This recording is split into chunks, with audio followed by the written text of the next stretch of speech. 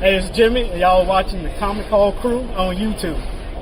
How's it going? This is Luther. You're watching the Comic Hall Crew. Check us out on YouTube. Comic Hall Crew! Hey, this is Buff Daddy, and you can check me out on the Comic Hall Crew. Check it out.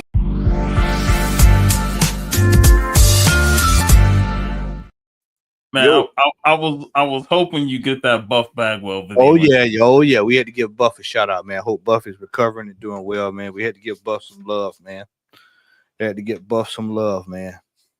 Hate to see that. Yeah, that was rough to see. Yeah, we're here, Comic Hall Crew, coming through. We're back.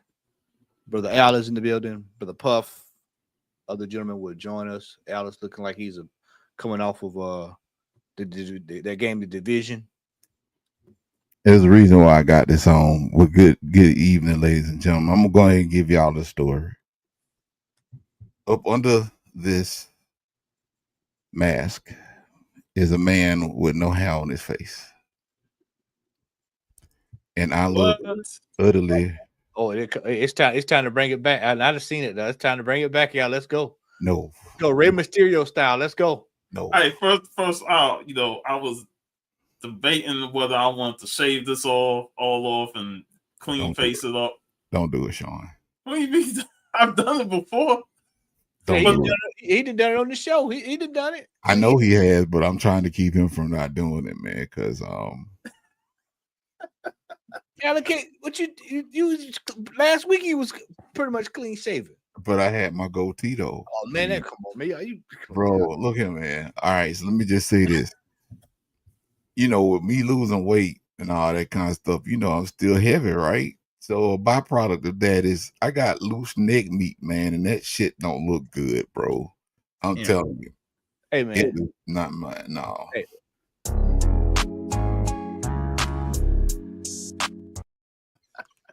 Man. No, you can pull it off, man, because your face is chiseled. My face ain't chiseled, bro. So I don't care what you say, Matt, man. I love you, bro. I love you, Sean. What's up, Kenneth Bird? See, I need a beard back on my face like Kenneth Bird, bro. Some people just have to have hair on their face, and I'm one of them people. What made you decide to shave it all off? Because, at first I had the goatee, right? So without the mustache and the beard, and it looked okay because I had that hair on my face. And I said, well, I'm going to grow my beard back. And I wanted to grow it back even. So I shaved it. And after I shaved that shit, I wish I was King the Conqueror that I could just reverse time or had the time stone. Because I looked at my face and I'm like, man, I look hideous, man. I need hair on my face, bro. You just ain't seen yourself with a hair like that. I didn't need to see myself like that, man. That was, oh no. What's up, Nostalgia? What's going on, bro? Hope you're doing good, bro. Brother. Just to let y'all know in the chat, I am not I ain't in no friends group or nothing like that. I just got hair on my face, and I was gonna wear my wrestling mask. I was gonna bring the Megan Mangler back, but I said, well, let me go ahead and do this. All right, Clarence, I see you, bro. Shout out to my homie Clarence. Clarence be in the hall chat, man. Yeah, I do look militant black, whatever, man.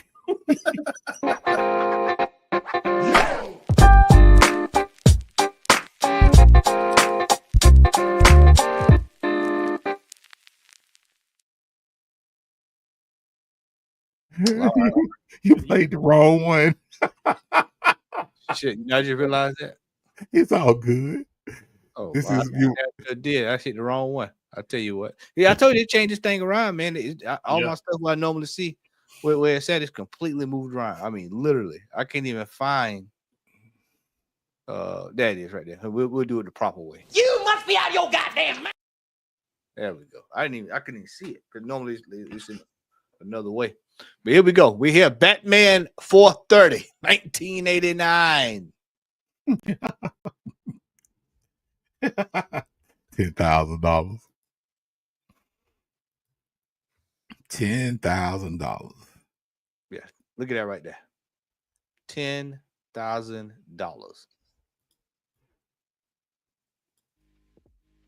Wow, they did change this. Oh my God. I was like, it's all over the place. You have to There you go. $10,000 for that right there.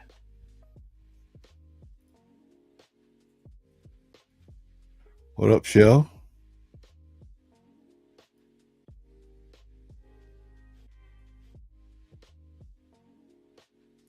I have no words. What is it? It ain't no key, I'm sure. No, it's nothing going on now, man. Just look at that, man. That's 1989 Batman, bro. Come on. That ain't even $10 right there. It's real talk. That in the 9.8 even $10. I can assure you it ain't worth $10,000, Clarence. What's up? What's up, Brad? What going on, homie? Nah. Nope. Hey, real quick, man. Shout out to the Heroes After Dark, man. Them jokers be out there moving and shaking, bro. Hey, Yeah, that y'all, video game hall. yeah, video game hall. Hey, you know I left the message on under that that video, Brad, that Sonic Adventure 2, man. Holla at me if ain't nobody claimed it and y'all want to sell it for a reasonable price. Yeah. Sell it for 10,000. Yeah, 10 smackaroo. Well, I'll be out there running on that one, bro. All right, we got abbreviated version. We got some heavy hitters. We got some heavy hitters. Look now, this is a rare book, but it ain't no $40,600 rare book. Hey, before you go on, I just want to shout out Noble again. We gotta get him on the show one of these days. Absolutely, man. If Whenever we can get him on the show, man, because he's an awesome dude. Yeah, we're gonna have an open mic session coming up soon. So yeah, we'll get him up, man. We'll get him up here. Yeah, I mean, look at this. $40,000. It was $58,000. Hey, scroll down. Look at that. 30% off. Come on. Hey, what are you looking at, man? I can't see what you seeing. Oh, never mind.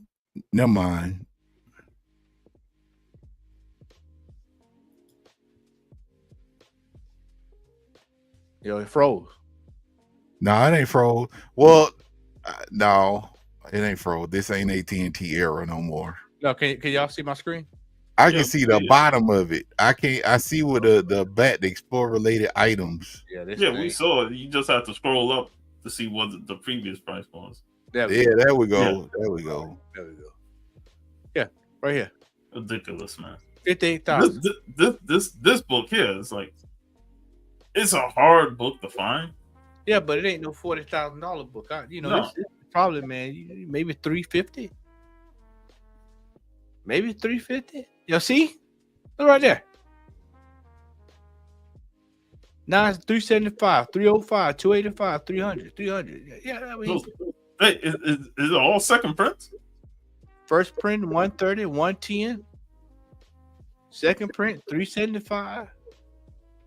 And then you got this fool, this gimp, talking about second print. Newsstand. Hey man, somebody trying to get in front of them tariffs. That's what that is. Look at this gimp. They called him a gimp. Yeah, he's a gimp. Oh boy, that's hilarious. It's some bullshit right here. It was bullshit when I saw. I said, look at this bullshit right here. Get the hell out of here and go home.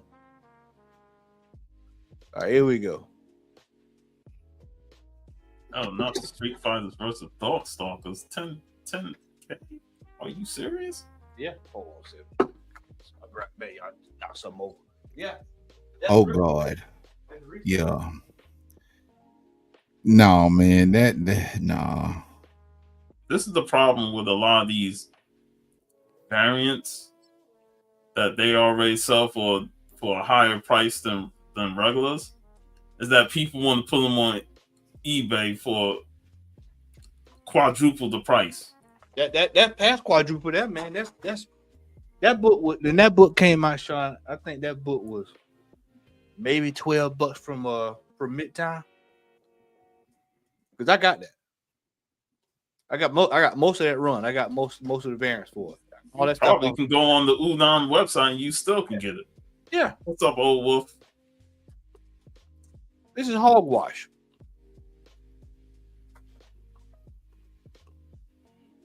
Yeah, man. Oh, Doing he's great. shining. Doing great. Who signed it? Lou? It still ain't worth 10 Ain't grand. worth that. Nope. Shit. All the times that we talk about the Stan Lee signature, man, those books ain't worth it. But this, no. Where's the Medina? I'm supposed to believe it. Where is it at? Hold on. And that's a raw copy, or is it graded? It ain't even graded. No. It's raw copy.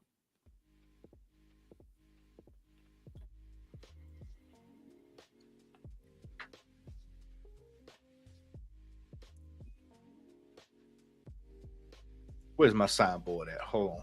Bring my signboard out. Get them. This is why you have to study the layout of the new change.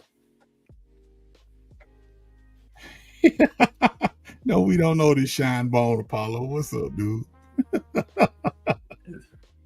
Y'all probably do know him, man. Hold up. Jonesboro. Y'all know anybody up there? No, I used to live near that area, but no, I don't know nobody from Jonesboro. Who put that back up there? Before that, because I had my head. I was looking at the screen. No, we don't know this brother.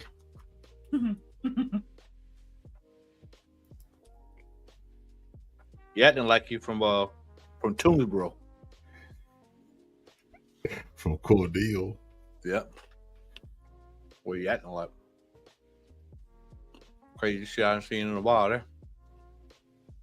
And last but not least tonight, brother think he's slick. Right here.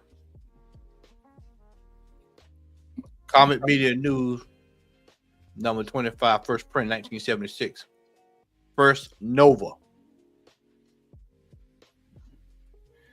And that's just a...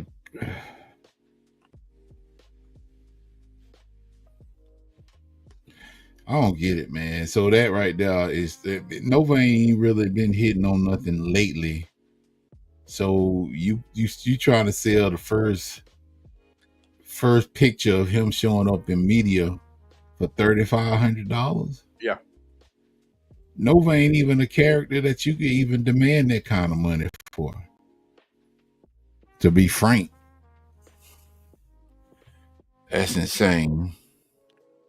I ain't paying that type of money to just flip through that newsprint. I mean, it looks pretty cool. You know, something from the 70s. This is something that you would probably find joy in if you went to the Dollar Bin.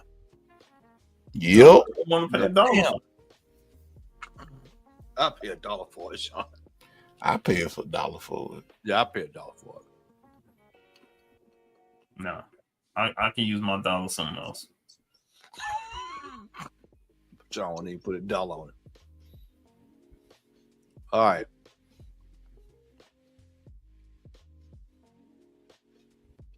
CBSI top 10. Wonder Woman, Agent of Peace, number 14. Did this book just come out? Because I'm out the loop. I have no clue. Sean, is this something that's come out? He might not know because he ain't been buying comics lately. Chris would know, but wherever he is, if you're in the chat, Chris, let us know, sir. Please. No, Brad would know. Yeah, Brad, do you know if you're still in the chat?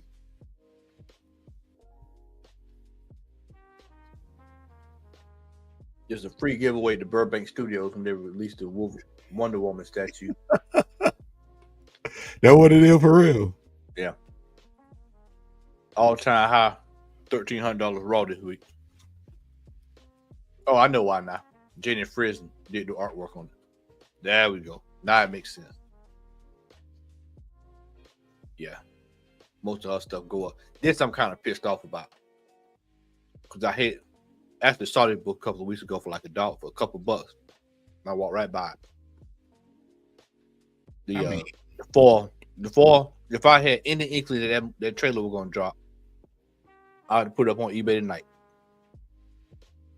What trailer? Mortal Kombat 2. Oh, you talking about? I thought you were still talking about the Wonder Woman book. Okay. No, I'm talking about this one here now. Mortal Kombat 1. Mortal Kombat number 1. All-time high.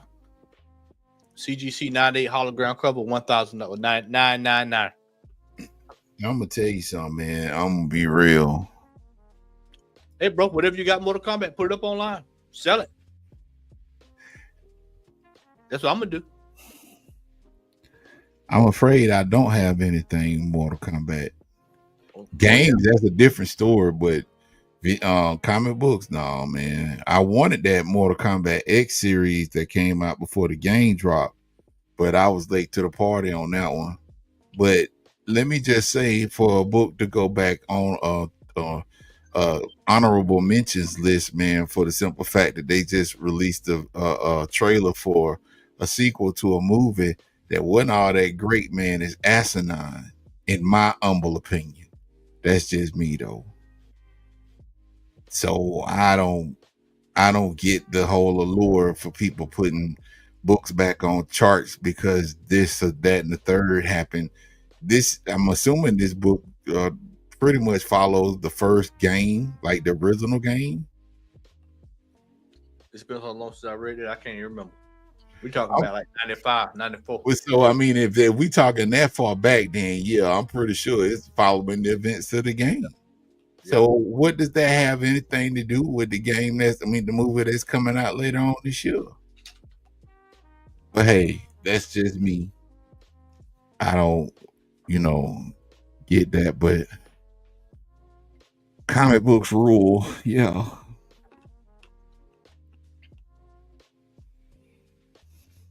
Number 10.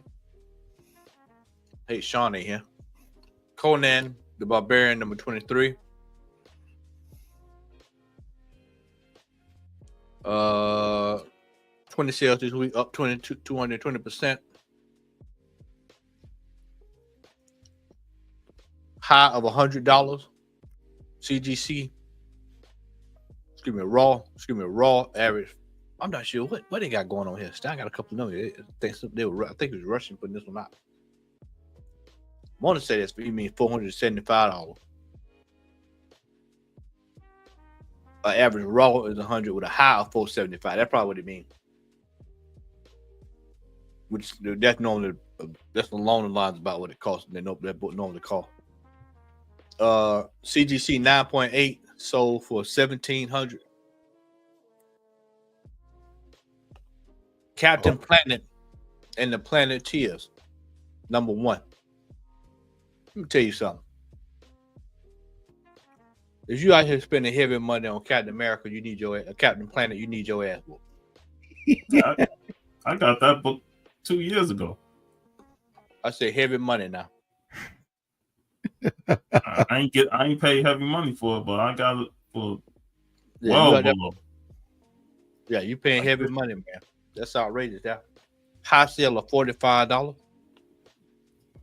Average sale of $15, which is probably 15 too high.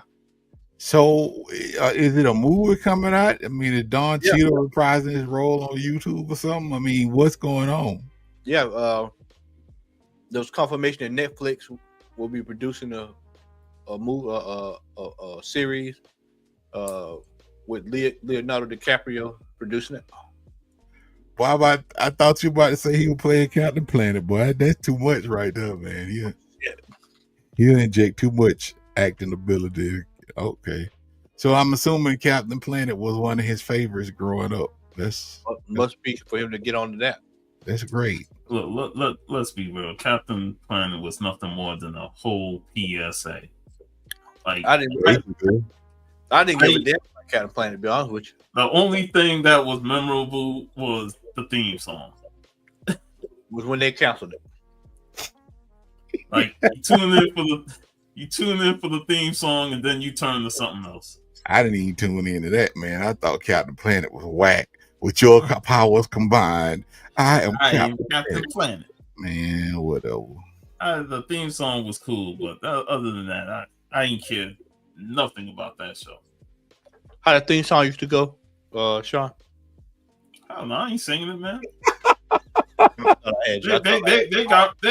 If anybody watched when we used to do the Sunday show with Javi and them, they got me to sing it on there.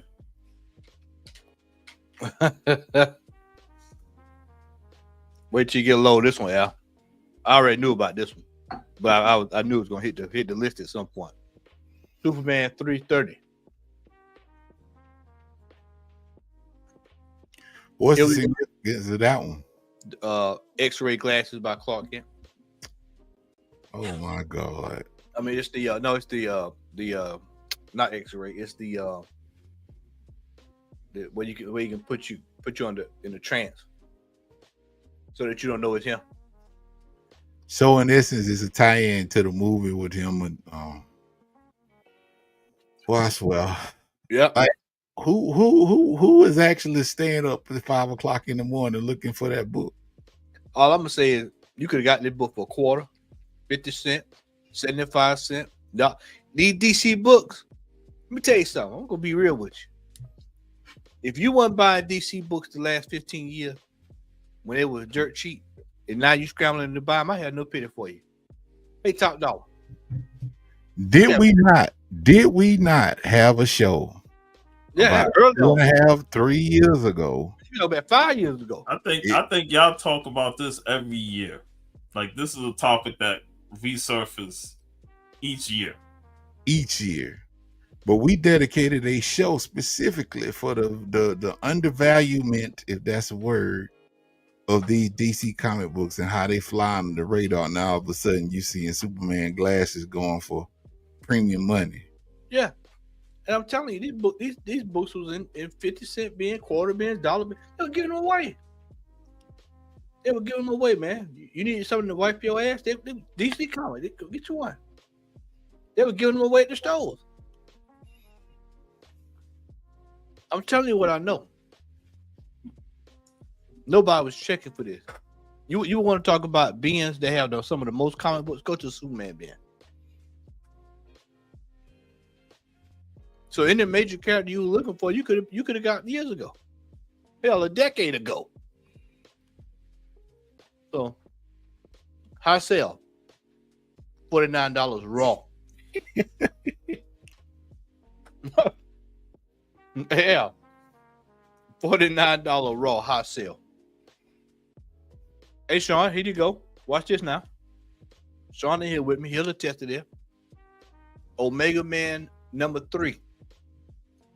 How many times could you have bought that book at a 9.8? Numerous times. I mean, this book, $100 here, 75 there, 65. Brad, you in the chat, you done seen it. Everybody in this chat done seen this book wherever they've been at for pennies on the dollar. Well, guess what? CGC 9.8, $335. And you ain't seen shit yet. You wait till Momoa show up on there the screen as Lobo. I predict right now, as of today, July 19th, this book will hit $1,500. Watch what I tell you. And you know what? I just had an epiphany too. And hopefully we'll get a chance to talk about it before we get to the main event. But that Street Fighter movie, bro. Oh my Lord! You know the good thing about it, it was funny. I was out at the store and I found my Street Fighter, my gold label. Oh yeah, we can ready to scan that on in. OBM collectibles. Y'all get ready. Y'all gonna see me pop up on eBay. They're gonna start selling this stuff. I believe it. Yeah. Out of here. Raw, $187. High sale of $110, and once again, 9.8, $335. Justice League number 1. Quarter, 50 cents. Half off of that. $1, $1.50, $2, $3, $4, $5, 9/8 for $20, bro. This book, I've seen this book and I'm not exact, thousands of times. Thousands of times I've seen this book right here. Thousands. You hear me? If memory served me correctly, some time ago, when I was loading off some Justice League books, I want to say I actually gave that book to Chris. I could be wrong, but I want to say I gave, because I started collecting their run. I'm like, man, I ain't finna finish this. So I gave him the books that I had in that series. I know for a fact I had that book, and I believe I gave it to him. Yeah, I got at least 5 copies of it. This will be sold. We're getting it lined up. Don't worry. Right back there. That's the scanner right there. We're getting it lined up. Hold on. And I'm assuming it's only because of Guy Gardner on the cover, because that's definitely not his first appearance. Y'all think I'm bullshit? I'm telling y'all now. I'm finna get in on this shit too. I'm getting it lined up. Label maker right here, ready to go. That's part of my haul right there. Label maker, go. If y'all want to pay, if everybody want to pay $175 for this, I got something for you. Come one, come all, 2 to a mule. Let's go. Load it up. More power to you, homie. Let's go. Out of here. Out of here. I'm just waiting for whenever they do Batman in the Justice League movie and he punches out what's his name? Guy. Yeah, he knocked and that issue is gonna skyrocket just because they put it in the movie. Yep. Because you know it's gonna be in there. Yep.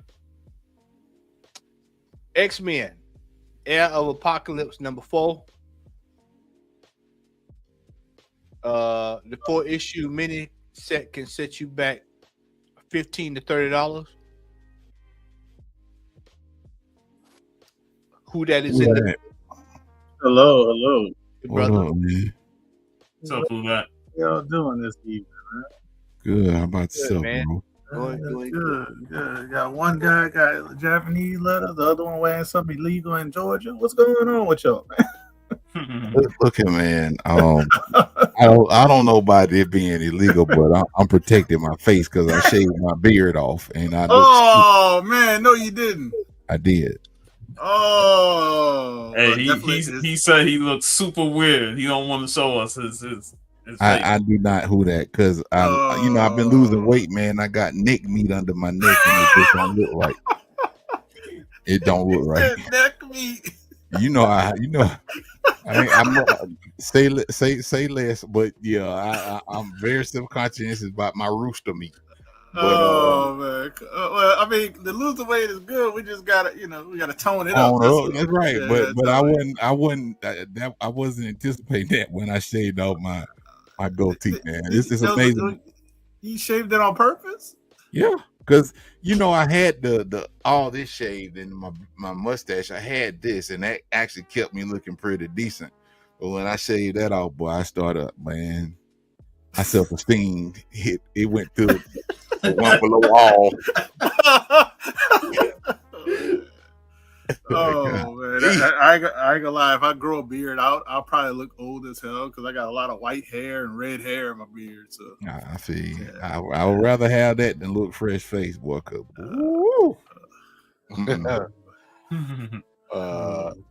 50 plus sales this week with a 550% jump in volume. Copies are hitting $10, $17 raw. Once again, X-Men Era of Apocalypse #4 coming to a buck being near you on Black Friday. Book, and that book is not old. That book is not that new. I mean, it's not that old. I think that book came out like last year, the year before last. Well, it's an old book coming to a buck being near you. Just get ready. Red Hulk #6, 1/25 variant. The Werewolf, the first appearance of the Werewolf. Listen, man.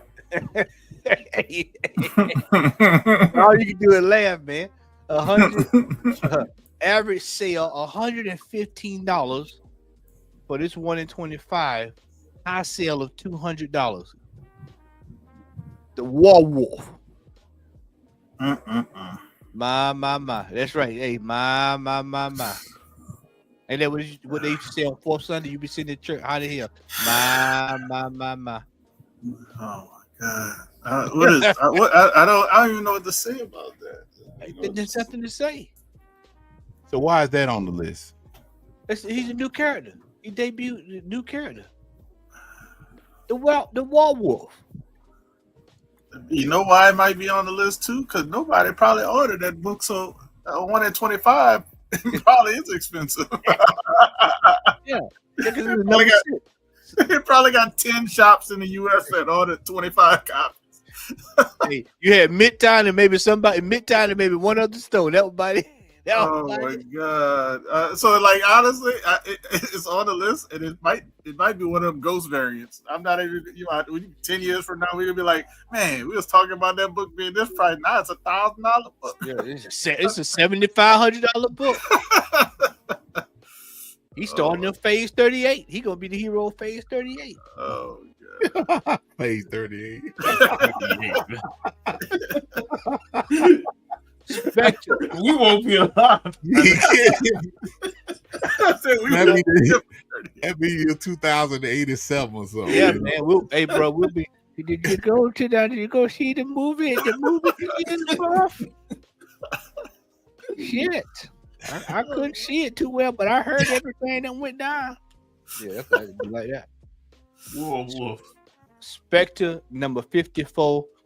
This is one of the hardest books to find. When I say hard to find, I'm talking every time you see a Spectre run, you get to 50, 51, 52, 53, up 63. It's gone. You rarely got it. I got lucky and got this at Heroes Con 2 years ago for a whopping $27. I found it in an LCS once, but I was surprised though. It's one of those things that Yeah. You like somebody got caught slipping.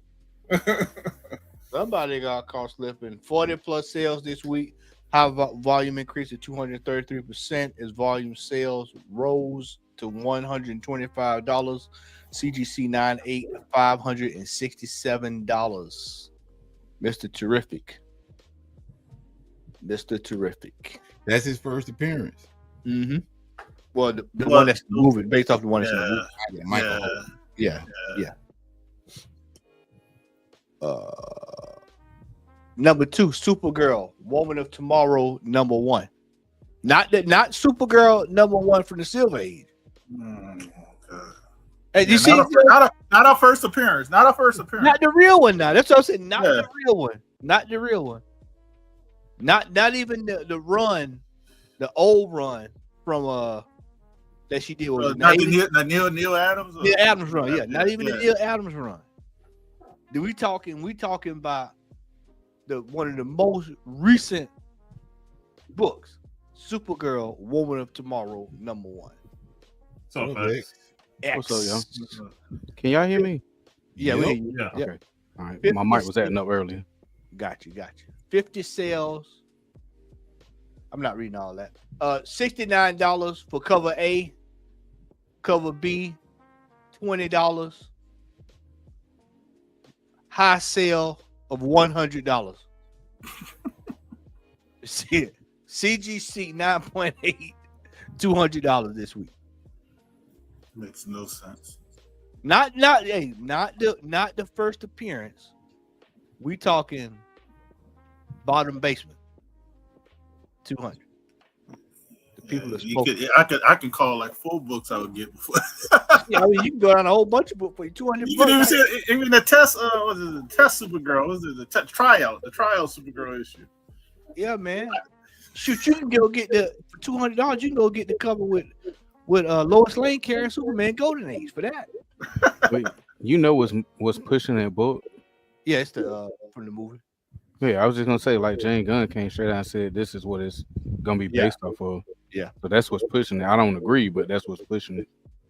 But it just goes to show you how some of this this universe rolls, man. They anything to try to pump up something, they're gonna pump this up.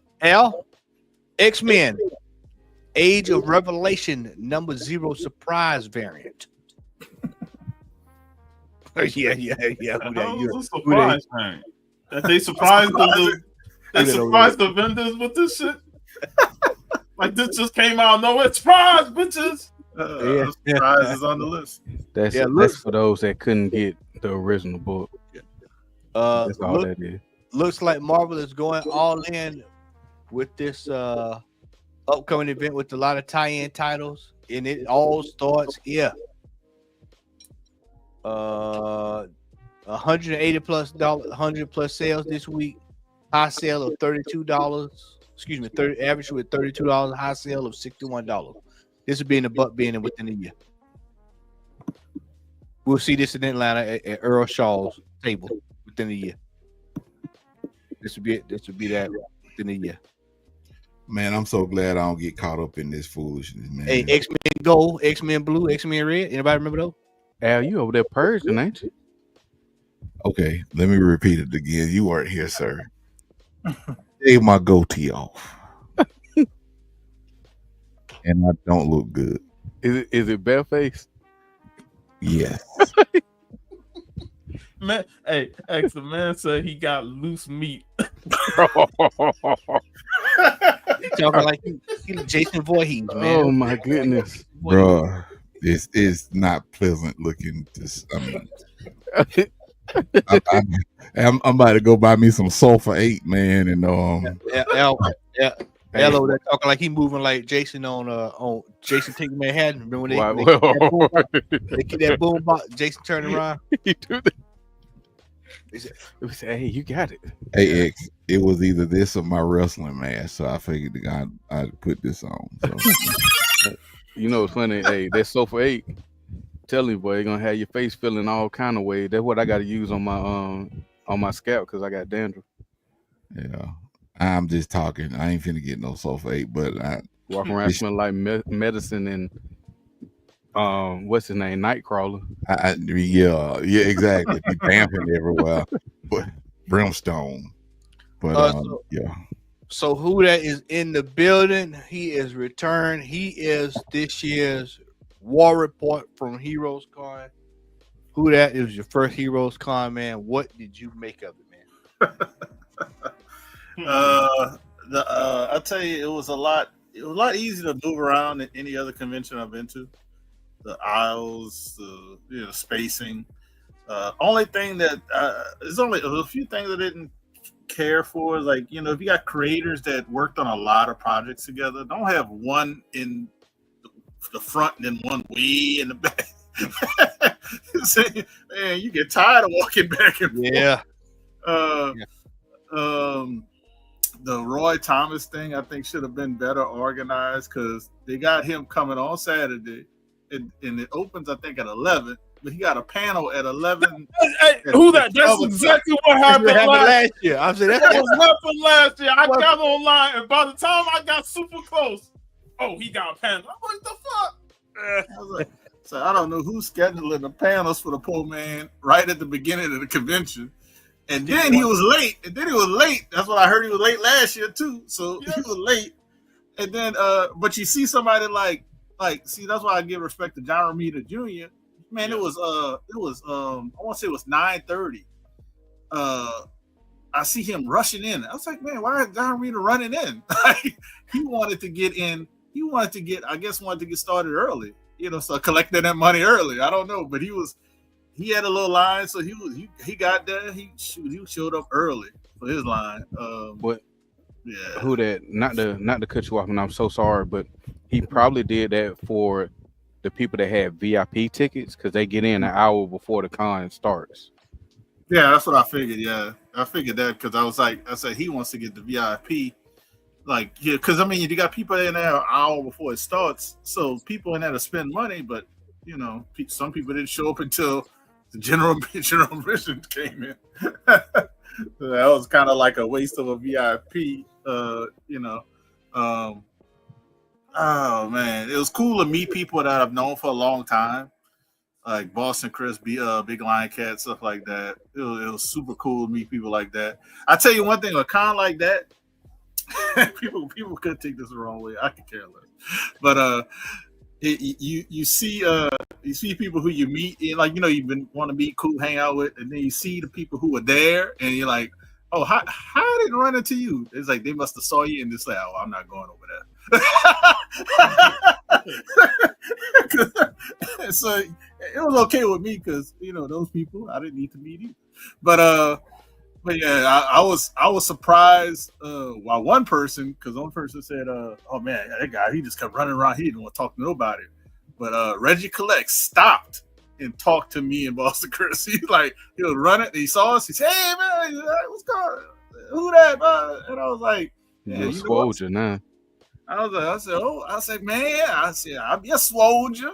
I just need to be swole. I'll be swole, but I won't be a soldier. Reggie here. Yeah, that shit was funny though. I was just laughing at that. But yeah, it was all right. I mean, meeting creators that I never get to see across the country. I never see down here, Dallas, New Orleans. So that was very cool. The prices were really good.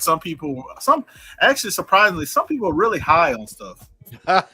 Hey, I'm waiting to see if you say somebody in particular. Did you see Reverend? I call him Reverend Do Right. Did you see Reverend Do Right? I don't know who.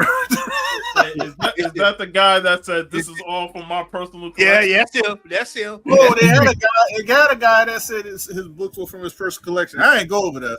Oh yeah, that's him. That's Reverend Wright. That's what me and he said they had books of the 70s, man. They had a couple of dealers there that were because we got in that Thursday and they were setting up, and a couple of people went to go ask how much for this, and dude gave them like a couple of people I know gave offers to people like what it was selling for, and they came back with like a higher price, and I was like, dude, what is going on with that? I guess they didn't want to sell nothing.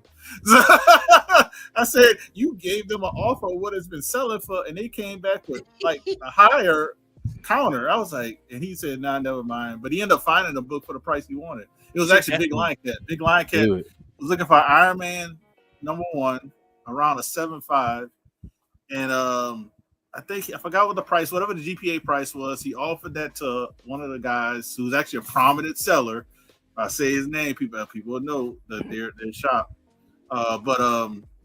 They came back. He said no. He said, don't worry, I'm gonna find that book. They got plenty of them. That is why I love that show. Hey, you don't want my money? I guarantee it's 13, 14 other people in here that do want my money. I'm going over there. I'll holler at you. You're gonna lose out. Yeah. So like that was cool to see. That was cool to see. You can't go through every. I'll tell you can't go to every dealer. You can't dig through every box. It's too many. Hey, I don't know. We did. Yeah. Well, for me, I can't because I was trying to meet creators as well. Yeah, he was doing the first that when you get to meet everybody. I guarantee if you do it again next year, yeah, different ball game. I already said that. Yeah, I already said that. I said if it's too fine. Well, the only thing about it is the distance for me. I couldn't do that every year. Financially, I couldn't. For me, because I'm all the way in New Orleans area, so that's yeah. If I could drive, if I was like 5 hours, like my buddy Yahweh was, yeah, it'd be different. But yeah, I couldn't do that every year. But like if I go in 2 years, I already made my decision. Only way I'm getting like something like to meet somebody, get something signed if it's for a book that I'm trying to flip, or it's a PC book. But I'm not standing in all them lines no more. That's over with. But I definitely would dig and look through boxes like all day. I did find some stuff. I didn't find a lot. Cool. Let me ask you this, because somebody asked me this and I didn't know. Was CGC grading on site? Like literally, you could actually see them grade? Oh no. Okay. Somebody had told me that. And I said no. I don't think they were doing it like that. And I said you could drop the books off and then pick them back up. That's what we did. I'm glad you said that. Yeah. One thing I did learn, I'm sorry to cut you off again. I'm so sorry. No, you good. One thing I did learn last year when we went, whatever books I want to submit, as soon as I walk in, day one, I'm going over there and I'm submitting them so that I can get them back before we leave. Yes. Because I submitted 5 books the first time, and then the next day I turned around. Well, right the same day, right before the end of the show, I submitted 3 more, and they didn't have the last 3 that I submitted ready before the show ended, and it took them like 3-4 months to send me my books, Oh wow. and they still tried to charge me shipping. I was like, nah, bro. I said I dropped these off the same day. Y'all packed them up and shipped them off. That's not on me. That's on you. I need some of my money back. So, but they swear they took care of me. I tell you one thing I would do different.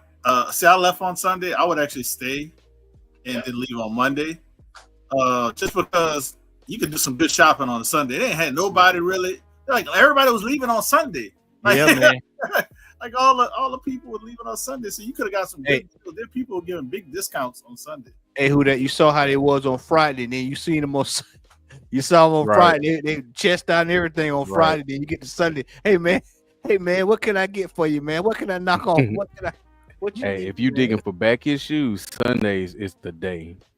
I mean, I didn't dig a lot because I was getting all those autographs, but I did dig Sunday, and I found like a good little stack from one little spot, and I said, "What you could do for that?"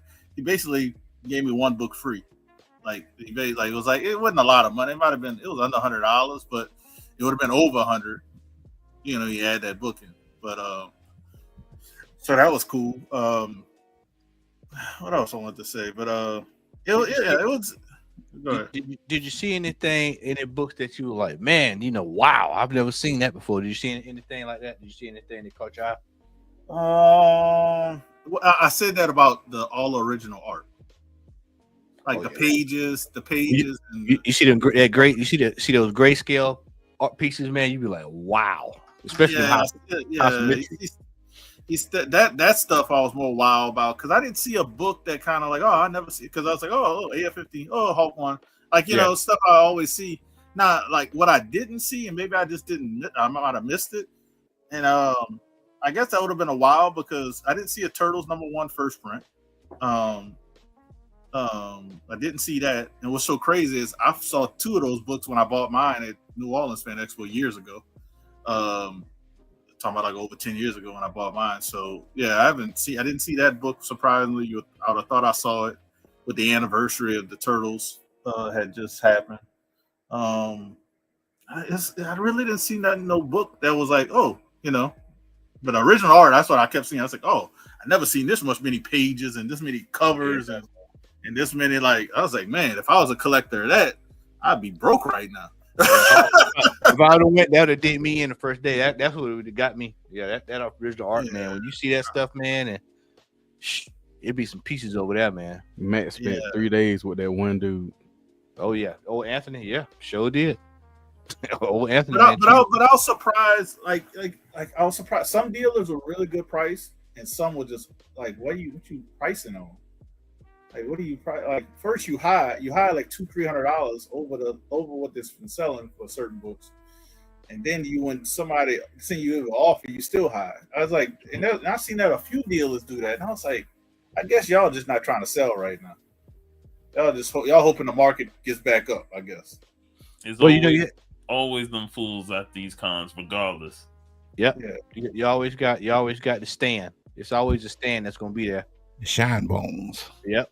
Certified shine bones. It's almost like the ones that are high, it's their first time selling at that con. Or that's what it seemed like. They just stupid. Well, the ones that I noticed were high are actually going to like San Diego. They're going to New York. So they high because they're already prepared to be high at these other conventions. Yeah, because they would have to change their prices. They got like little labels, prices. There's not no little sticky notes. They I guess they printed these out. They don't want to change them. It was weird. But like the people who probably only do a couple of shows I've talked to, they were great prices. They were trying to get rid of stuff. Big Lion Cat bought a guy's like 32 like Migos from a guy on Thursday. The dude was like, I'll give you a deal on all of them. And he looked at it and said, all of them? He only wanted to buy like a couple. He said, all of them. The guy basically forced him to buy them because it ended up being like under $15 a piece. He got them for. It was crazy. I was like, dude, you bought that for like $10 a piece. So like that was cool to see. So it was good to see a lot of different things, Hey, Well, it was cool, seeing that live that you did with your daughter. And, showing all the stuff and talking about it. That was pretty cool to see, man. Oh, the recent one or the one the recent one. The recent one. Yeah. I should have did one when I did it there. I said, man, I could have did one of the heroes because she actually came back with some stuff, some books and stuff. So it was cool. It was nice for her to come on Friday because she was actually she got to meet. I know her last name's Williams, but she wrote for Nubia. I think she wrote for Nubia. I know you talking about. And the Moon Girl. She did the Moon Girl. Yeah, stuff. yes. Yeah, so she was able to meet like the two people involved with that book. She bought that trade, got that signed. Now they could have been a little cheaper on the signatures, but they got to get there. Because she bought, she bought the trade, which I'm pretty sure she could have got the trade cheaper online. But hey, it's all about the experience. All about the experience. She got that. She found a Labubu comic, which I was like, I didn't even know they had a Labubu comic. So man, Labubu everywhere. It's so everywhere. Funny. They walking around the convention and she found it in a booth that wouldn't even I would have never went there because it was all the way to the right, all the way out the way. And she found it. She's like, we got to show you something. So she showed it to me. I was like, all right, get it, So I gave her the blessing to get it. She bought that. Now she wants to get the one from Terrific Con. Terrific Con is supposed to have an exclusive, so she wants to get that one. But yeah, that was cool. And the guy who does the covers, he was asking her what character she would like to see, and she told him Disney character, any Disney princess would be great. And he said he probably is gonna do Elsa.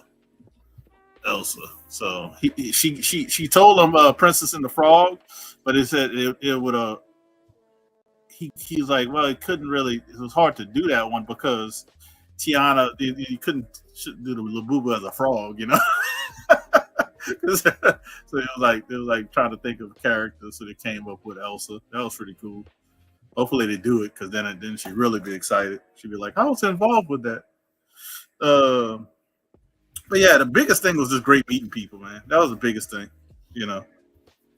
biggest thing, meeting people. I basically hung out with Boston Chris and BLC all weekend. Yahweh as well, and then Jig showed up out the blue. People were looking for Jigs. Jigs popped up out of nowhere. I said, man, Jig's right here. And the CGC needs to be back organized, like you said about CGC. They need to be. I don't know what it was, but they not really. They got all those workers, and they just be staying in it. And they only had 3 witnesses. How you got 3 witnesses? 3 witnesses. Yes. Shit, man. 3 like that, 3 witnesses, man. 3 witnesses, and they were burnt out after Friday. I was going like, bro, they got. I was in my head thinking like, how do you survive Friday and Saturday? They had more than that when we went. Yeah, but they had at least 8. Shit, them people learn their lesson. They stay out of here. Y'all can have it, man. Yeah. So I already know if I do something, if I want to get stuff signed next year, I'm just gonna pay the little extra fee and let Capture Collectibles do it. Here y'all go, hit the books. Y'all take care of it. I'm going to look for books. I'm going to look for books. Oh, I got to meet Brian Stelfreeze. That was cool. Was PSA there? No, it would have been good for them to just pop up there. They should have. If you're getting this comics, you should have popped up there. Yeah, I was wondering if they was going to be there. I thought it was a CGC exclusive deal. That I don't know. Even if it is, that doesn't stop the people from buying a ticket and going in there. True. They could have. I mean, that's all they got to do is buy a ticket, go in there, wear a PSA shirt, and walk around with a little bag. And somebody say, "Hey, stop you, give them something." You like that? They can't. You You ain't promoting it. Somebody stop you and ask you a question, and you gave them a little discount code or something. They could have. Yeah, marketing is they don't think outside of the box sometimes with that marketing stuff. But they could have popped up there. But yeah, I got my books though Sunday before I left, which was good. Sunday morning, but I dropped it off Friday, like you said. Mm-hmm. They were taking books all the way to like Saturday. Actually, it might have been Sunday. They were taking books still. I was like, how y'all gonna grade these books and have them ready? They were taking them, but they weren't guaranteeing that you would have it same day. You know what I mean? It essentially what they were telling me, and just from my personal experience, because I asked them, I was like, if I submitted these on Friday and it's Sunday and I still ain't got my other 3 books, like, what if somebody else had? If I dropped it off, what then? And they would have gave a discount they would have saved the shipping discount on it or the shipping charges. Mm-hmm. At least that's what they told me. I don't know how they did it this year. Mm-hmm. Yeah, I don't know how they did it if they didn't get to everybody's books, but I know mine were ready. They said they was gonna send a text or send something, but I saw it on the website. It was ready, and I just went up there and it was ready. You get that notification for that shipping notification. That's how you know it was ready.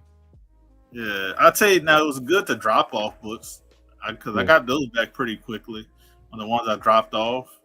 Once they were checked in, I want to say like 6 days later, they were already graded and getting ready to send back.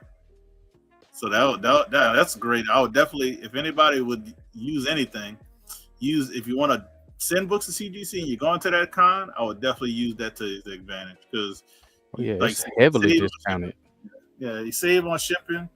You get your books in the queue faster because you don't have to wait for them to unbox it because they're already unboxed. They just gotta, that makes them jump the line. It's like a little trick.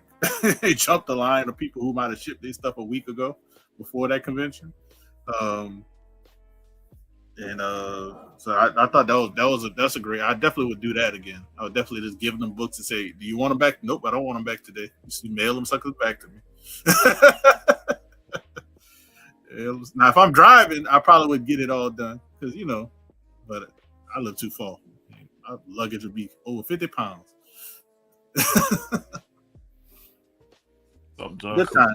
Hopefully I go when I go. Maybe a couple years I go back. Y'all able to make it up there? I'm not going next year. Next year we got a family. I can understand. I can understand. That's a long drive, bro. A long trip, an expensive trip too. Coming all the way from New Orleans. Yeah, it was. But you know what? That's when you go to something like that. You think to yourself, why can't this be everywhere? Why can't we have actual comic convention? You would think that could be in you got 4 quadrants of the U.S. East, West, South, and North. Why we can't have that type of convention at least in different quadrants of the United States and make it easier to get to for people?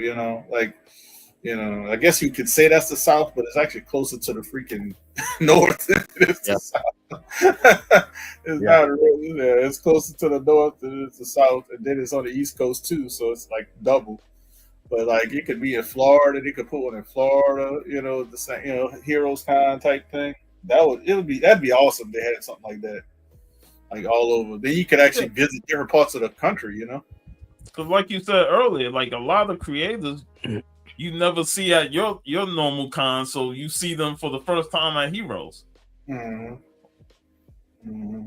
And then there's other ones that you'll never see at Heroes because they only stay on the West Coast or they only stay in the South. Like John Dell, who did a lot of inking for Bagley and other people, he was on the Young Avengers run. John Dell don't leave Louisiana. He lives in Slidell. And he just goes to these local conventions, and he got all original pages from Superior Spider-Man with him and Bagley. He got probably Young Avengers stuff probably as well. I didn't know how much stuff he inked until I looked it up. I was like, golly. So different parts of the world you would be able to meet. Was it J. Scott Campbell? He only goes to the big convention, but I guarantee if they had a Heroes Con in California, his ass would be there. Yeah. Yeah. Yeah, I hate this once a year, bro. Like, man, it's I don't. I know from my pocket. wallet. Yeah. That is true. Yeah. Now, if it wasn't once a year, you would have to be in different parts of the U.S. But if it was once a year, is just enough. Just enough. Oh, I done saved up enough money now that I'm gonna add even more to it for next year. Well, I'll tell you, I'm gonna be ready. I think my game is 2027. If I have to push it, 2028, but it's 2027. That's what I'm looking for. Oh, I'm gonna be ready. January 2026, not 2026. What is it, whatever the year advance? Like what is it? June. So I'll be like, all right, from June 2026 to 2027, and the comic money is on standby. That's it. Hey, you got anything you want to add, brother? I don't know. Like, his whole face is suffocating, man. Without. Oh yeah, man. Y'all leave me alone, man. Don't worry. That's why I'm going on mute, because y'all ain't gonna see my face. Oh yeah. Yes. I'm surprised he cut a hole in it. It just went straight up I don't need to do this, not never again. You be the X. Oh my god. You on mute? Hold on. Oh, my bad. I said I'm finna purge through a lot of my pops that I really don't want anymore, and just put that money aside for the con. Yeah, hey, man, that's what I was telling. I don't know if you saw it before I came out. I bought me I'm gonna start selling it. I'm gonna start getting this stuff out of here, man. Move some of this stuff around so that I can go get what I want. I'm gonna start doing the who that. You know, we all can't sell what you sell. You know what I'm saying? I'm gonna do the who that. Matt gonna sell That's my level. Matt gonna sell them Dead Sea Scrolls, the Frederick Douglass papers. Right. The call. Come on, Jordan, watching the call. Matt going back in time for taking the first photo shoot and selling that. Oh my god. Matt got a pocket dimension up there that we don't know about. I'm telling you. I'll say this though. I think the VIP package, because some people asked me about the VIP package. I didn't get the VIP, but I got the press pass. But I made sure to buy stuff from Heroes Kai. To kind of like give back. I bought a T-shirt and some stuff. But I think I would say it's worth it. Getting an hour early. I would definitely say it's worth it. I was fortunate enough to transfer, because there's no refunds on it, but I talked to him and I was able to transfer my VIP passes over to next year, so that's already out the way. I ain't got to worry about buying the tickets, so they already there. Oh, that's good. Yeah, because they were stickler about that. Oh yeah. They were sticklers about that. And I do like it for kids too. Kids, 16 and under get in free if you got to pay an adult. Now that's great. That's a smart thing to do, because I just went to GalaxyCon. GalaxyCon is like, I think it was 8 and under was free, but you had to pay regular price if they older than 8. And I was like, for a 3-day con at GalaxyCon was like $112. I said, "Bro, I'm not spending $112 for my daughter to come to this convention." So that's smart, because that money you save for the kid, you can be like, all right, I didn't have to pay for you. Here's some play money. Yeah, money to go toward stuff that you and they want. Who that?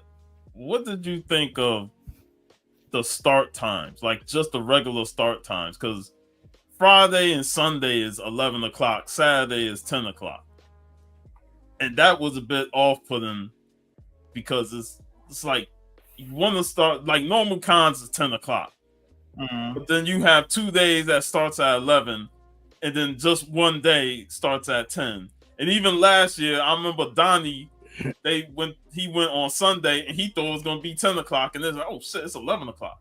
So it's kind of weird that they have it set up like that. Man, they trying to get more high price concessions. Yeah, I tell you, 10 o'clock should be on Sunday as well. Because you already had a shorter day. It felt that it ended early because it ends and you're like, man, Sunday will go down for 2-3 hours. That's what it felt like on Friday. Yeah. Like, bro, the day went by so quick. It's like, shit, we already at the end of the day. Right. But somebody told me, like, you know, they got the auctions and drink. They got all kind of stuff going on. Drink and draw, I think, is on Friday. Then auction on Saturday, if I'm not mistaken. So they're trying to do all that stuff. And I'm thinking to myself is, you know, that's cool and all, but I can't afford to have, you know, auction stuff. Man, let's keep the con open. Let me be around here and I can buy some stuff I got for. Hey, I can't find $10,000 Scotty Young painting. who that? Forgive my ignorance, but drink and draw. What is that? A drink. I never knew what it was until I went on Friday. So they had some artists there, but it's basically they have a bar open and you just buy some drinks and they draw. You could draw some. They got coasters. They draw on coasters. All the money went to Michael J. Fox Parkinson's Foundation. Oh, so I thought that was a really cool. That's why I was happy I went. And then anybody could draw. So like anything that sells, draw goes to that foundation. It's not going to like the artists. So and they had some, you know, like I said, they had some professional artists, amateur people, a big mixture of different things. But music playing, it seemed like it was a good time. It's something that I would go to again. I don't remember seeing that when we went. They I want to say that Sunday, I think they auction off one or two of the pieces on Sundays, on that Sunday that we were there. I probably missed it because I was over there at CGC for so long, trying to figure out where my other books were. Yeah, I think they had like a little small auction, whatever, and then they end up, you know, selling whatever, you know, raise money. That's CGC stuff. The line just don't, and then it don't move. You're like, I'm just trying to drop. Don't move. Off. I'm just trying to drop these books off. Why do I have to stand in line and hand you these books? Well, it was like 15 million people had doggone 80 million questions. I was like, the submission ain't that hard. Like, I sat there and figured it out on my own for the first time, and I was like, oh, okay, that's it.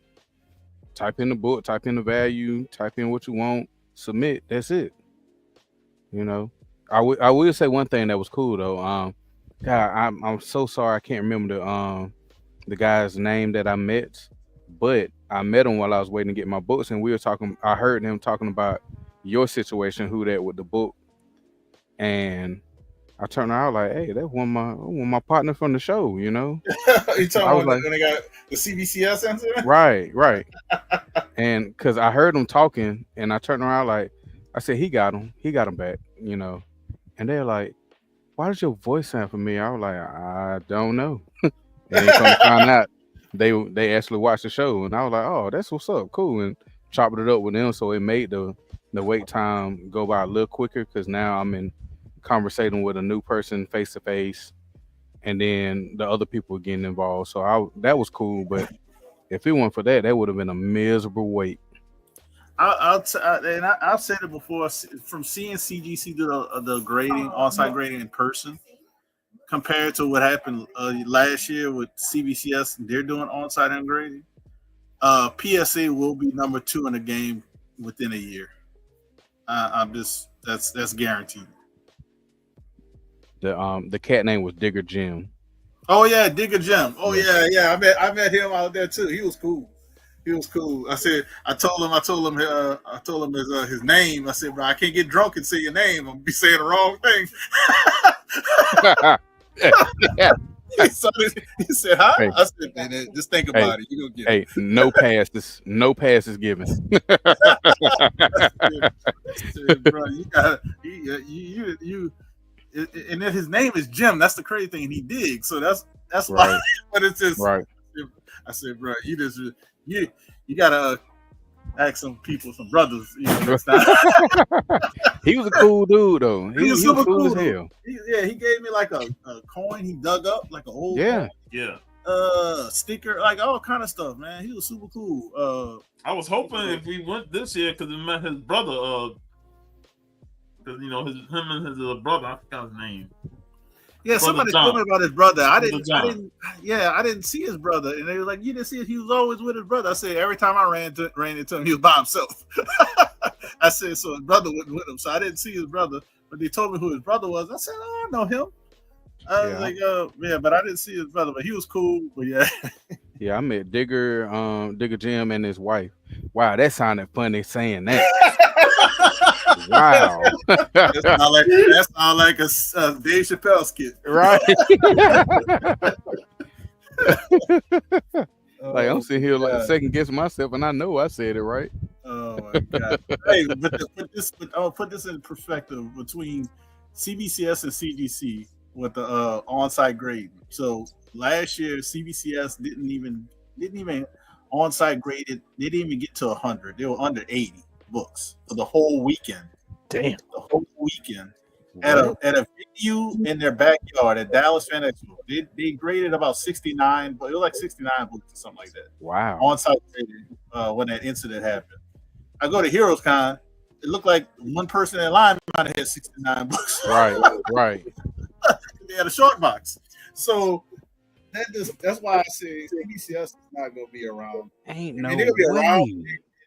They're not going to be number 2 in the game too much longer. Like I'm already submitting to PSA because I just want to see how the slab look in person. Let me tell you something. Sending in 69 books in person at the show, that discount ain't even worth it at that point. Because you're only saving on what, 3 books? Yeah, but that was crazy. The amount of people that was in line for that, getting that done. On the on-site grading, just the drop-off line, the cracking, the slab line. That was just, yo. Yeah. I was like, that's crazy. It was a dude there when I was in line, wanted to crack his and then want to have it pressed or anything. He just wanted to crack it just to regrade it. What? I'm like, so you want to crack it? You don't want to have them press it. So what's the point? And it's gonna be the same grade. And what's so funny is, because especially how they what they told me about that. They had a guy that was doing on-site grade. Not on-site grade, on-site pressing. Yeah, they had a guy at the con who was pressing books, and he'll press them for you, and you can submit them to CGC. That's maybe not the same day, but that weekend. Wow. Do you remember seeing a vendor that had a bunch of bags and boards? It was like an orange banner that he had.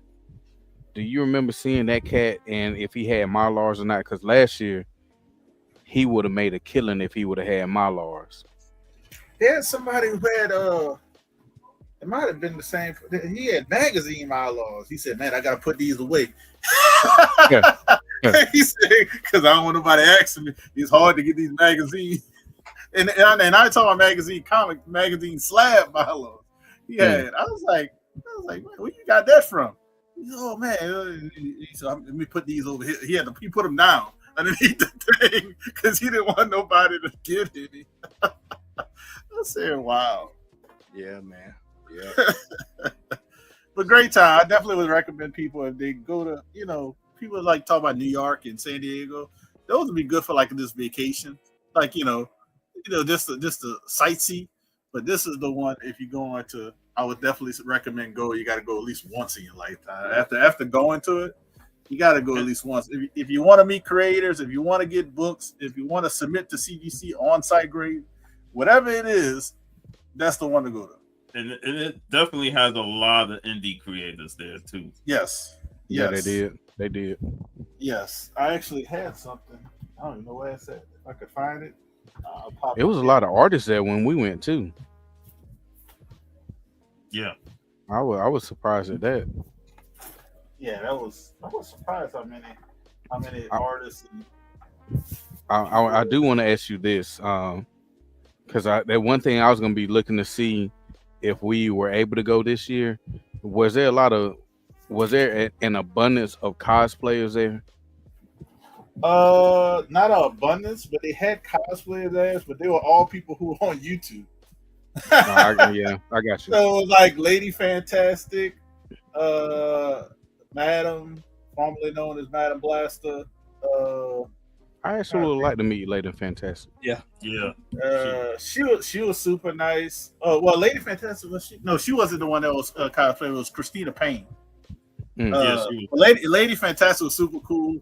She is a lot shorter than I thought. She's like 5'3". And she met my daughter for the first time because she basically remembered my daughter growing up, and she says, "Who that?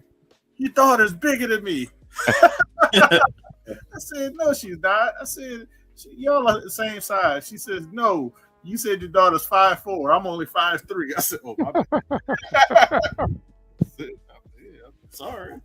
Yeah, that was one thing I was looking forward to seeing, kind of, sort of, because I know when we went to the Atlanta Comic Convention, like that first year that I went with them and I took Junior, we had a ball, we had a good time. Then the next year we went, it turned into a cosplay arena. Like it wasn't even it was barely any comic vendors. Everything there was anime related, which most of us are in anime here, but the stuff that they were selling was stuff that we didn't want. Like my son racked up because he was into that, but everywhere you turn, you saw Deku, Deadpool, Harley Quinn. Who else did we see a ton? We saw some trash ass Jokers there, you know, and we saw like a million Bakugos out there, but it just wasn't the same vibe. Like we didn't enjoy it. We might have came up on a couple things just because it wasn't so many comic vendors and they were cutting deals, but it was not the same experience we had the year prior. So I'm glad to hear that it wasn't taken over by cosplayers. Nah, yeah, it definitely wasn't taken over. I know that. They're not gonna let cosplayers take it over because it's I pray they don't. Comics and the comic creators and the independent comic book stars. So they're not gonna let cosplay take it over. It's not gonna be a Dragon Con of Charlotte. Yeah. No. One thing I did get, and I can't find it, I was gonna show it, but I don't know. But I had an independent guy. He had some like already drawn pieces for $40. If you wanted him to draw something, it was $100. So I said, let me look through the $40 stuff. He had a whole bunch of it. And he had a Blackula. Ooh. And it was good. He had a Blade and Blackula. I said I had to make my decision. So I ended up buying a Blackula. Can't find it, but I did buy it for him. Yeah, that was cool. I bought that, and I got some sketches done. I got Keith Williams to do a sketch. I got like a little jam piece done by like Ron Wilson and a few other guys. So that was actually cool. Some sketches done too. Cool, man. I'm glad you enjoyed yourself, brother. And like I said, you know, we'll link up at some point, man. But I'm glad you got a chance to experience it. I always say, everybody needs to experience Heroes Con at least one time if you've never been. So, good stuff, man. Good stuff, brother. Before you, because I know you got to scoot out of here, but before you scoot out of here, you have seen Superman, correct? Yes, I have.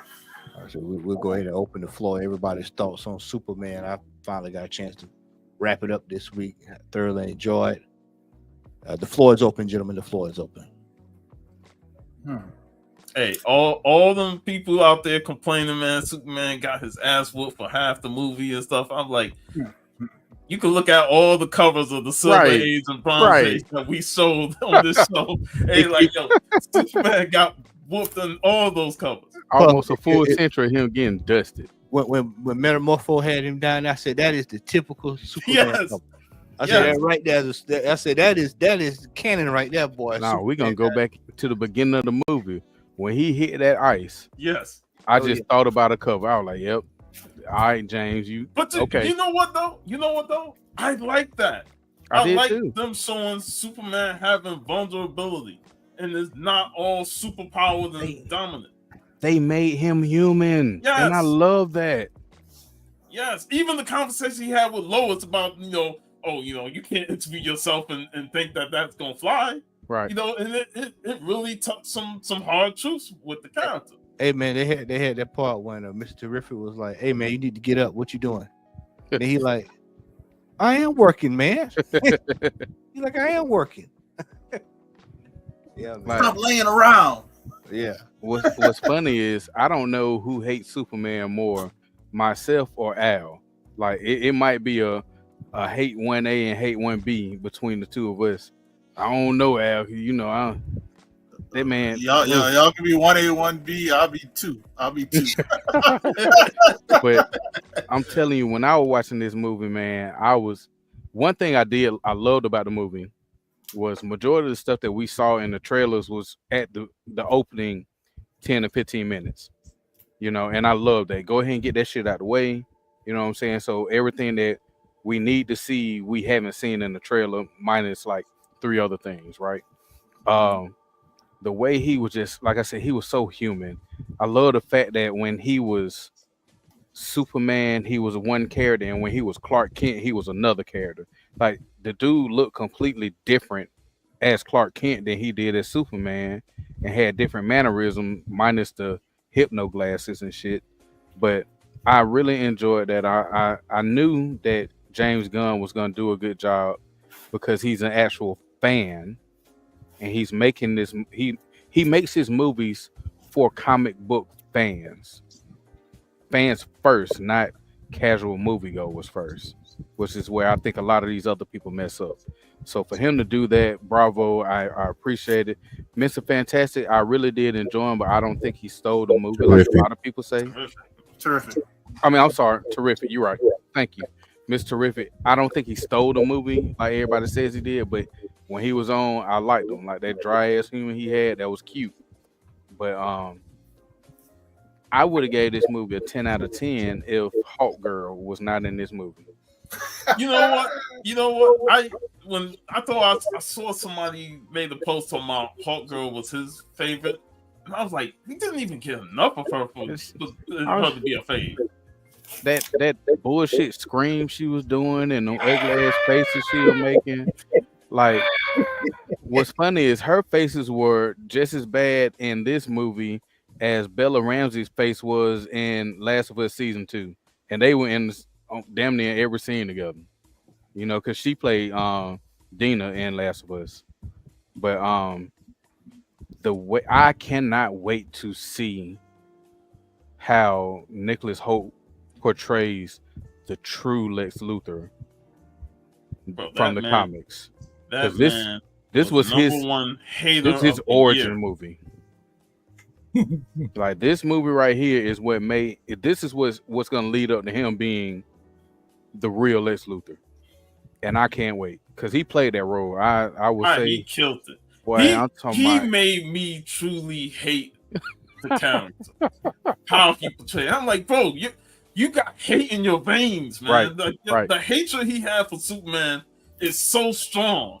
It's like you could easily put him in the hater play. And this is only 3 years worth. Yes. 3 years. And he out there playing bingo and everything at the beginning of the movie. I was like, great. Oh, this man is calculating with the fight scenes. Right. But that was a good point in the movie too. It was, how to say it. It wasn't hard to calculate Superman's fight skills because Superman really can't fight. No, he can't. And Batman has proven that time and time again. Al and I have said this for years. Yeah. I ain't knocking on no Superman fan, but just saying, when it comes to fighting, he might as well be Iron Man because neither one of them can really fight. When people talk about Superman fights, all he does is throw punches, haymakers, and then he'll do his eye blast and all that stuff. But he's not a skilled fighter. But you know what though? I wholeheartedly agree with what you said. But he did more fighting in this movie than all of the previous movies combined. Like we enjoyed Man of Steel. And not only that, he also paid attention to his surroundings. Correct. Every fight he was in, he made sure to try to save people or save a squirrel or whatever. Yep. The squirrel. He was trying to make sure everybody was saved. Yo, I thought he killed that chick when he zoomed in from under the Kaiju's foot. Oh yeah. Cause he went in at like Mach 12 to get her. But, oh yeah, she definitely got whiplash. Right. She definitely suing him. She definitely suing him.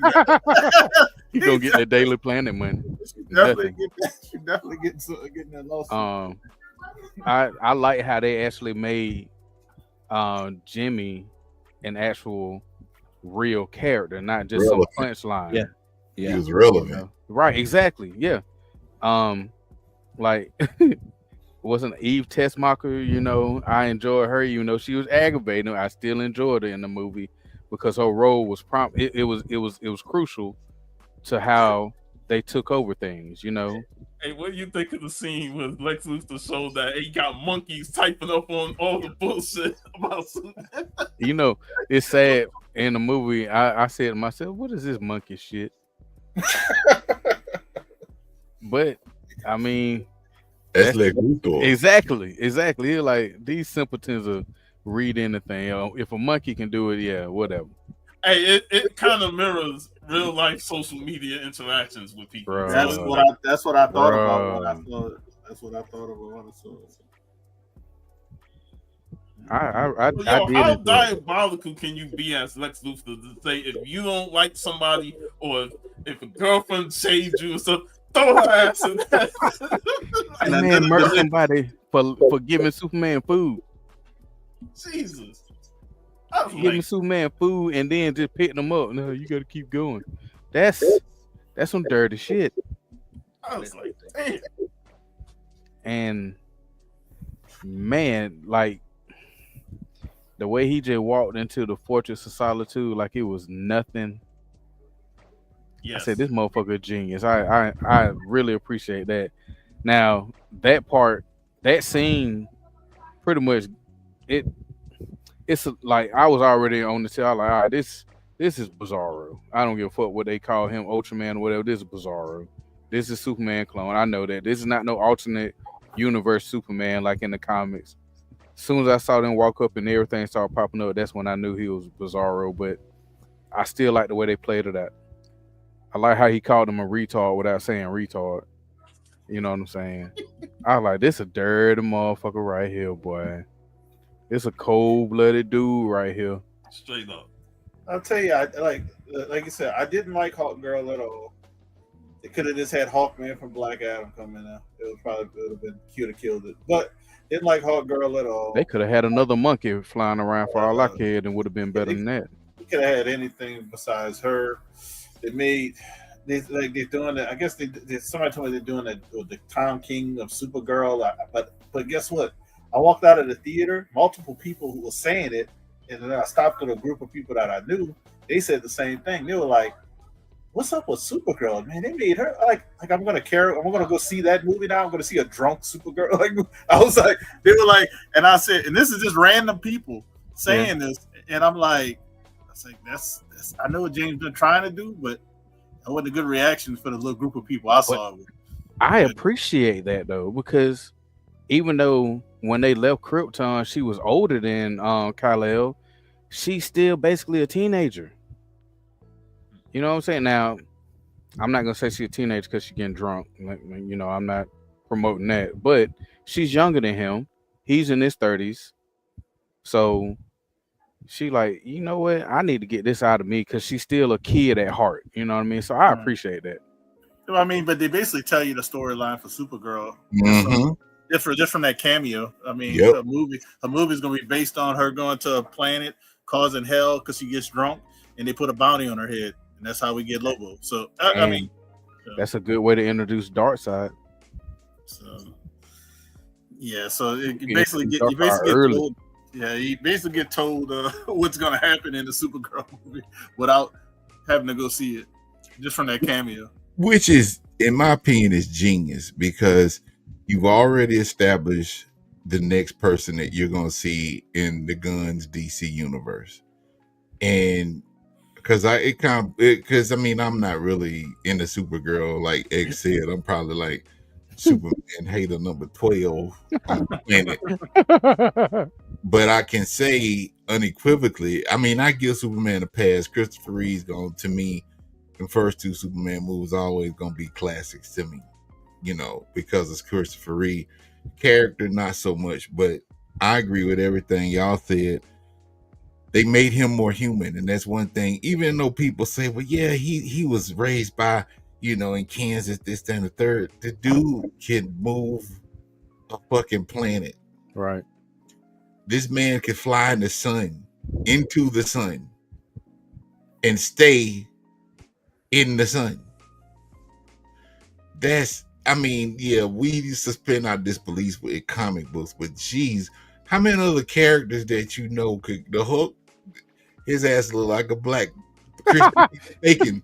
If he stay in the sun for any prolonged, he got to get super mad to be able to withstand that kind of heat. But at the end of the day, man, I appreciate that movie for what it is, man. Regardless of what people say, I mean, it's doing very well in the box office. So Yeah. he started off on the good foot, like James Brown said. One thing I really like about James Gunn, and that gives me hope that I'll see other DC characters that I like Firestorm and Nuclear Man, done properly, and not that DC Legends of Tomorrow bullshit. Oh my god, I hated that. I hated that Firestorm, because Firestorm, aside from Shazam, is like, those are my two favorite DC characters. And with the way they screwed him up on Legends of Tomorrow, man, I boycotted that show from the first season on. They got half of them, right? They got the old white dude, right? I wouldn't have known because I didn't stick around. Because everything else was trash. But I will say this. One thing I love about James Gunn, and he is unapologetic about it, is that he will take characters that nobody knows. Not as far, especially like the casual moviegoer. He will take characters that nobody knows of, unless you read comics like us, and he will make those characters relevant. Like, I don't agree, like X said, I also don't agree with the fact that Mr. Terrific, quote unquote, stole the show, because he was only in certain aspects of parts of the movie. When he was on screen, he knocked it out of the park. He makes you want to see more. Exactly. He makes you want to be like, this dude is like an intriguing type character. Like, what is it about him? Like when he went on the base and he did all his Mr. Terrific stuff, I'm like, this dude is awesome. Hey, he captured the essence of what I read in the JSA run by Jeff Johns. Like that Mr. Terrific, I saw it right on screen. Yeah. So his portrayal was great. Nathan Fillion did great. Yeah, Guy Gardner was funny as fuck. That dude, he knew his role. And I posted, and you can go back and see, because you know I ain't on social media like that, but I posted a post on Instagram a few days ago about my thoughts on the movie. I think we kind of hit the nail on the head with Hawk Girl. That fake ass Banshee scream. I said, man, what kind of Procter and Gamble great value? Not Procter and Gamble. Hold on, why she screaming? Oh my what is she God. screaming for? Like, what? You waited to this one part of the movie and you just screamed and killed the man. Like, okay, is that your death cry or something?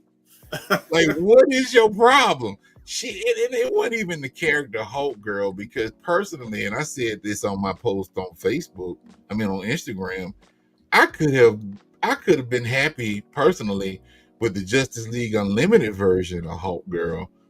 Other than that, the actual warrior, the warrior Hulk Girl, I would have been cool with that. This Hulk Girl is like, yeah, you know, I occasionally smoke meth on the weekends. And the whole running gag of the Justice Gang. And you know what? I ain't gonna lie, man. It took me halfway the movie. I was just dumb. Like, they got on Justice Gang uniforms and stuff. I'm like, hold up. Like, I wasn't paying attention. Yeah, the big G. They got the big G. Yeah, G on there. Like, all of them got Justice Gang uniforms on except for Superman. Metamorpho, I wish we had saw more of him. Yeah. But I was like cool with him except for when he turned to an octopus. But I mean, that's his power set, though. I get it. No, I get it. I follow it.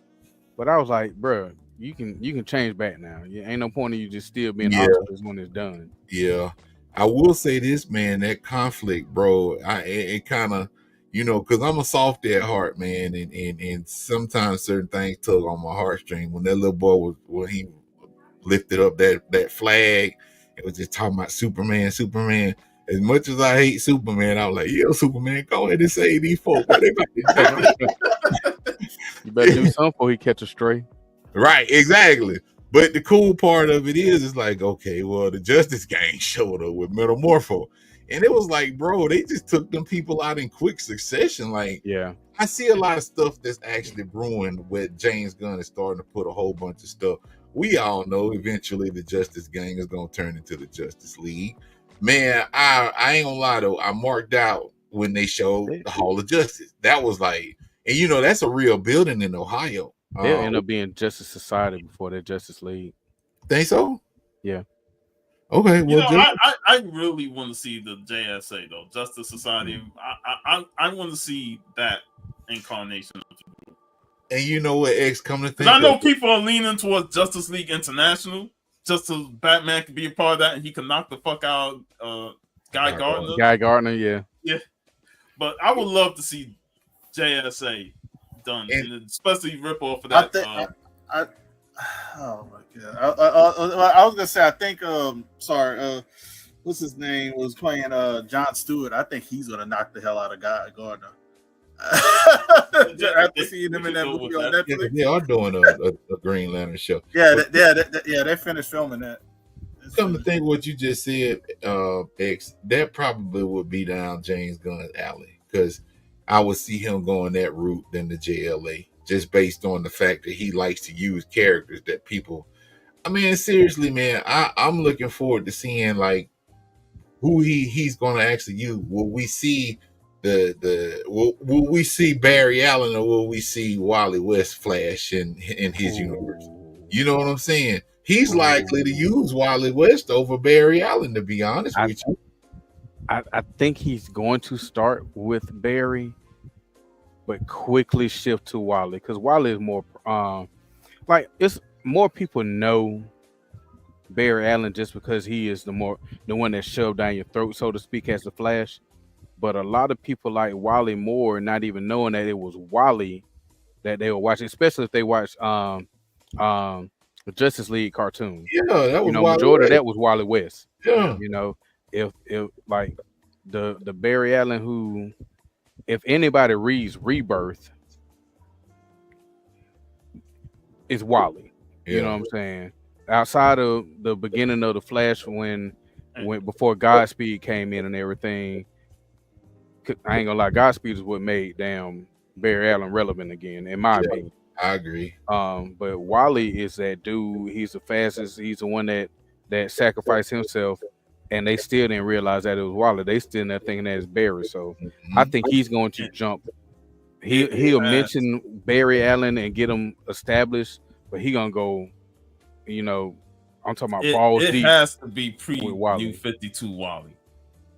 I agree. But yeah, do not give us New 52 Wally. And I gotta say this on one negative thing that I don't know, it felt like a negative to me. Being from the South, and we know we all got accents. We all got why did they have to do Superman parents like that? Why was his mom so much older than his dad? But like they made that them lady was like sound, 80 years old. I was very concerned with them even raising a child. Hey, you know what though? When they did the flashback, they didn't look that old when they actually found him. He did. Yeah, he had black hair. Pa Kent didn't look that old, but Marquette still looked like she was in her they all did, late 80s as a kid. I mean, when he was a baby. Yeah, and they're like, make sure you call us. Now, I ain't gonna lie. It tickled me how she kept screaming into the phone when it was on speakerphone. That did tickle me, because I thought about my grandma the first time she got a smartphone, and I was like, I said, Lord, if that ain't muddy right there. And one more thing too, two more things. I'm and like I said, I do not like the character Superman, but I really enjoyed this movie because just like y'all said, they made him human. You know, he wasn't, lifting up Stone Mountain and throwing it at somebody and this third.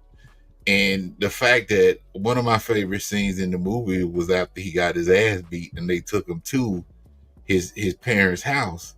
And his dad came out there, Pa Kent came out there and talked to him. He was outside barefooted, eating cereal. Right. That right there gives him a sense of like realism. What's up, Shannon?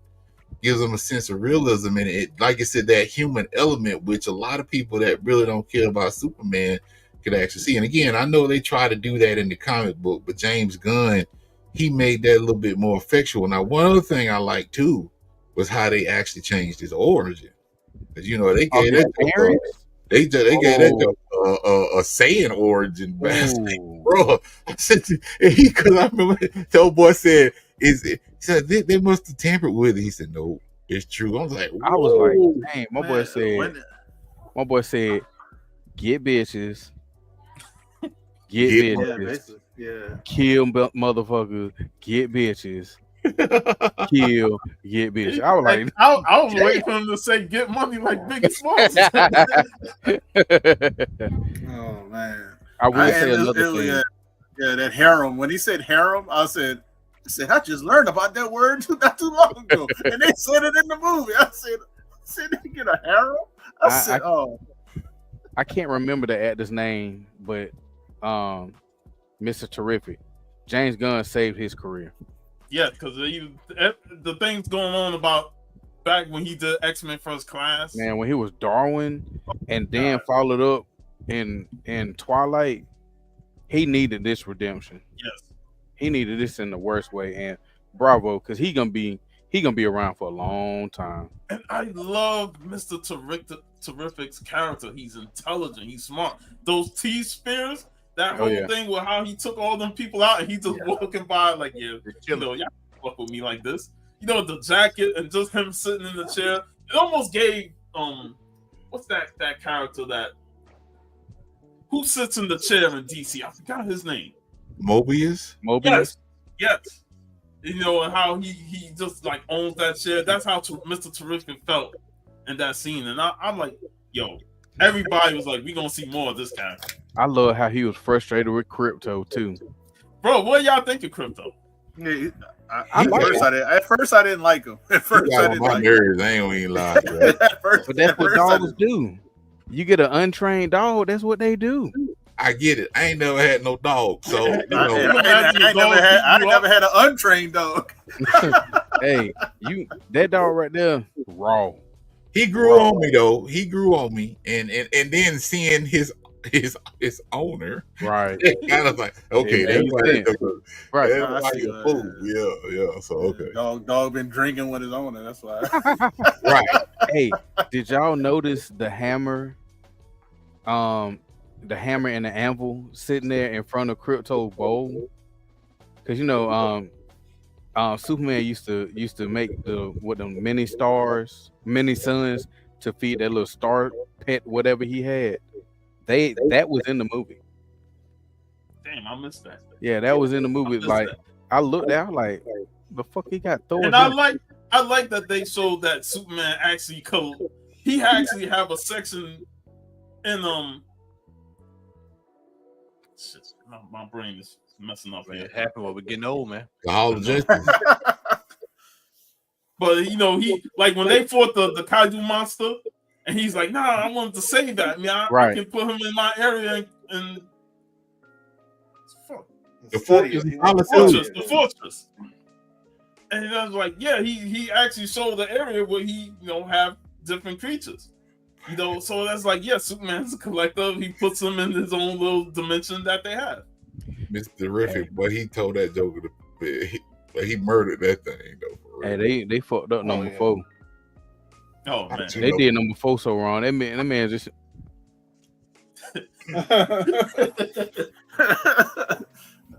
I'd say, but my favorite line was with Mr. Terrific when Lois said, "Thank you for helping me find Superman." She's like, "I'm not doing this to find Superman. I'm doing this to piss off God." Yeah. I love how Lois clowned on his haircut too. Oh yeah. And did y'all notice that his haircut was uneven as fuck? Yeah. Yeah. Yeah, he did that himself. That Joe used a floppy from back in the day. Like, he ain't even use a real Super Bowl. Like, He had the look Oh, of man. that kid from the Twilight Zone. Remember that if you piss him off, he'll send you to that place. Yeah. Like that's exactly the look he had. But yeah, overall, man, I enjoyed it. I'm looking forward to seeing what other characters, aside from the characters that we see all the time. And James Gunn knows how to take characters that are not well known and stuff and give them prominence. Oh, y'all, your boy Peacemaker was in there talking shit. Right. You know, that was cool. I was talking to one of my coworkers about the movie, and I think he summed it up the best way, because I told him, to me, this is the best Superman movie. And he said, you know what, X? He said, I agree, but hear me out on what I'm about to say. He said, this is the best Superman movie, but Christopher Reeve's movie were the most iconic movies. Agreed. You know what? You are absolutely right. Agreed. I said, I can't even argue with you on that. I said, I can't even argue with you on that. You are absolutely right. That is the best way to put it. But this right here, and it's James Gunn first movie, I can't wait to see what he's gonna do with my boy. Oh, Batman. Oh yeah. I can't wait. I just want to see fire. It's gonna be a while. Hey, and I ain't going. Lord willing, I ain't going nowhere no time soon. Only reason I say it's gonna be a while because they haven't even cast man. Hey, but it's okay.